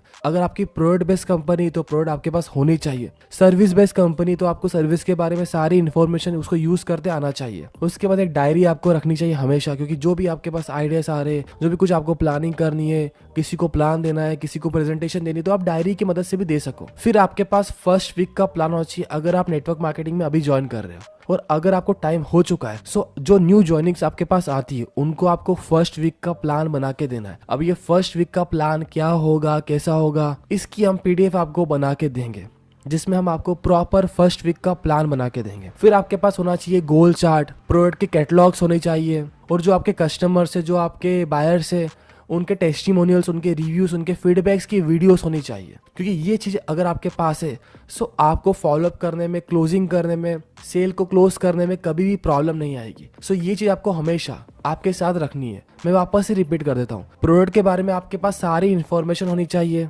आपके पास प्रोडक्ट के कैटलॉग होने चाहिए, डायरी, फर्स्ट वीक का प्लान, गोल चार्ट, और जो भी आपके कस्टमर्स हैं उनके टेस्टिमोनियल्स, वीडियोस, रिव्यूज, उनके फीडबैक्स। अगर आपके पास ये है और इनको आपने प्रॉपर तरीके से यूज कर लिया सो आपको आपके बिजनेस में सेल क्लोज करने से कोई भी नहीं रोक सकता, क्योंकि आपके पास सारे हथियार है और ये बिजनेस टूल आपके पास हमेशा होने चाहिए। और ये चीज़ आपको आपकी डाउनलाइन को भी गाइड करना है कि क्या क्या चीज़ें आपको रखनी है। सो ये था हमारा डे 3। मैं उम्मीद करता हूँ कि आपको बहुत कुछ नया सीखने को मिला होगा। अब हम चलते हैं डे 3 के टास्क की तरफ कि कौन कौन से टास्क आपको डे 3 में कंप्लीट करने हैं। सबसे पहला टास्क है आपका डिसाइड योर नीश। आपको आज बैठ के सबसे पहला एक काम करना है कि आपको डिसाइड करनी है आपकी नीश। अब देखो, नीश की बहुत सारी कैटेगरीज है, बस आपको एक चीज ध्यान रखनी है कि आपकी जो नीश होगी वो सामने वाले पर्सन की कुछ ना कुछ स्किल्स को इंप्रूव करेगी। जैसे कि आप सेल्स एक्सपर्ट की तरह खुद को प्रोजेक्ट कर सकते हो, जिससे आप सामने वालों को सिखाओगे कि सेल्स कैसे करी जाती है, online sales, offline sales, sales closing की स्ट्रेटजी, सेल्स टेक्निक, ये सारी चीजें आप बता सकते हो एज ए सेल्स एक्सपर्ट की तरह। उसके बाद हो गया मार्केटिंग एक्सपर्ट। आप मार्केटिंग एक्सपर्ट की तरह खुद को प्रोजेक्ट कर सकते हो, marketing plan, marketing strategies, marketing road map बनाना, मार्केटिंग कैंपेन डिजाइन करना, किसी प्रोडक्ट सर्विस के लिए, पर्सनल ब्रांड के लिए, इस तरह से आप खुद को प्रोजेक्ट कर सकते हो। उसके बाद इंस्टाग्राम एक्सपर्ट। इंस्टाग्राम की मदद से कैसे बिजनेस को ग्रो करा जा सकता है, इंस्टाग्राम की मदद से कैसे रेवेन्यू जनरेट किया जा सकता है, इंस्टाग्राम की मदद से कैसे अच्छा पैसा कमाया जा सकता है, इस तरह से भी आप खुद को प्रोजेक्ट कर सकते हो। Online marketing expert, Facebook ads expert, lead generation expert, public speaking expert, different niches हो सकते। अब ये आपको डिसाइड करना कि आपको क्या आता है, आपको क्या करने में अच्छा लगता है और आपका किस में इंटरेस्ट है, और नीश के अकॉर्डिंग आपकी टारगेट ऑडियंस डिसाइड हो जाएगी। ये आज का आपका टास्क होने वाला है। आपको सबसे पहले आपकी नीश डिसाइड करनी है, उसके बाद अपना इंस्टाग्राम, अपना फेसबुक, अपना यूट्यूब क्रिएट करना है इन नीश के अकॉर्डिंग। अब इंस्टाग्राम का पेज क्रिएट करना, यूट्यूब चैनल क्रिएट करना, ये तो आपको आता होगा। सो आपको आपकी नीश के अकॉर्डिंग जो आपने डिसाइड करी है उस नीश के ऊपर आपको इंस्टा का पेज बनाना है, अपना यूट्यूब चैनल बनाना है, अपना फेसबुक का पेज बनाना है। ये 3 चीज आपको आज ही कंप्लीट करनी है। सो ये आज का हमारा टास्क होने वाला है। अब हम मिलेंगे डे 4, डे 5 के अंदर। डे 4 और डे 5 हमारे सबसे इंपॉर्टेंट सेशन होने वाले हैं, जिसमें हम कंटेंट क्रिएशन से लेके नीश के अंदर क्या क्या कंटेंट क्रिएट कर सकते हैं, किस तरह से खुद को प्रोजेक्ट करना है as expert, marketing plan, content creation strategy, content create कहाँ से करना है, कैसे क्रिएट करना है, क्या टूल यूज करने हैं। उसके बाद एक जो सबसे मेन प्रॉब्लम फेस करता है हर एक नेटवर्क मार्केटर, लीड्स नहीं आती, प्रोस्पेक्ट नहीं आते, प्रोस्पेक्ट लिस्ट खत्म हो जाती है। सो ये चीज हम डिटेल में कवर करेंगे हमारे डे 5 के अंदर। लीड जनरेशन के बारे में मैं ऐसे आइडियाज आपको दूंगा, ऐसी स्ट्रेटेजीज मैं आपको दूंगा कि आप खुद सोचोगे कि यार अच्छा, ऐसे भी लीड जनरेट करी जा सकती है ऑर्गेनिकली। हम बहुत डिटेल में बात करेंगे लीड जनरेशन के बारे में डे 5 के अंदर। सो डे 4 और डे 5 आपको जरूर अटेंड करना है और ये मस्ट है आप सभी के लिए, क्योंकि आपने कुछ अमाउंट पे करा है मुझे। सो ये मेरी रिस्पॉन्सिबिलिटी बनती है कि मैं मेरा 100% दूं आप सभी को हर एक सिंगल चीज समझाने में। अब यहाँ पे मुझे आपका 100% भी चाहिए। अगर आप डे 3 तक आ चुके हैं सो आप बहुत सीरियस हो आपके बिजनेस के लिए। सो मैं आपसे रिक्वेस्ट करता हूँ कि डे 4 और डे 5 हमारी इस ट्रेनिंग का मिस मत करना, क्योंकि हम डे 4 और डे 5 में बहुत इंपॉर्टेंट टॉपिक्स के बारे में बात करेंगे। So that's all for today. मैं उम्मीद करता हूँ कि डे 3 आपने एंजॉय करा होगा, आपको बहुत कुछ नया सीखने को मिला। सो अब हम मिलते हैं डे 4 में कुछ नए कंटेंट के साथ। Thank you so much.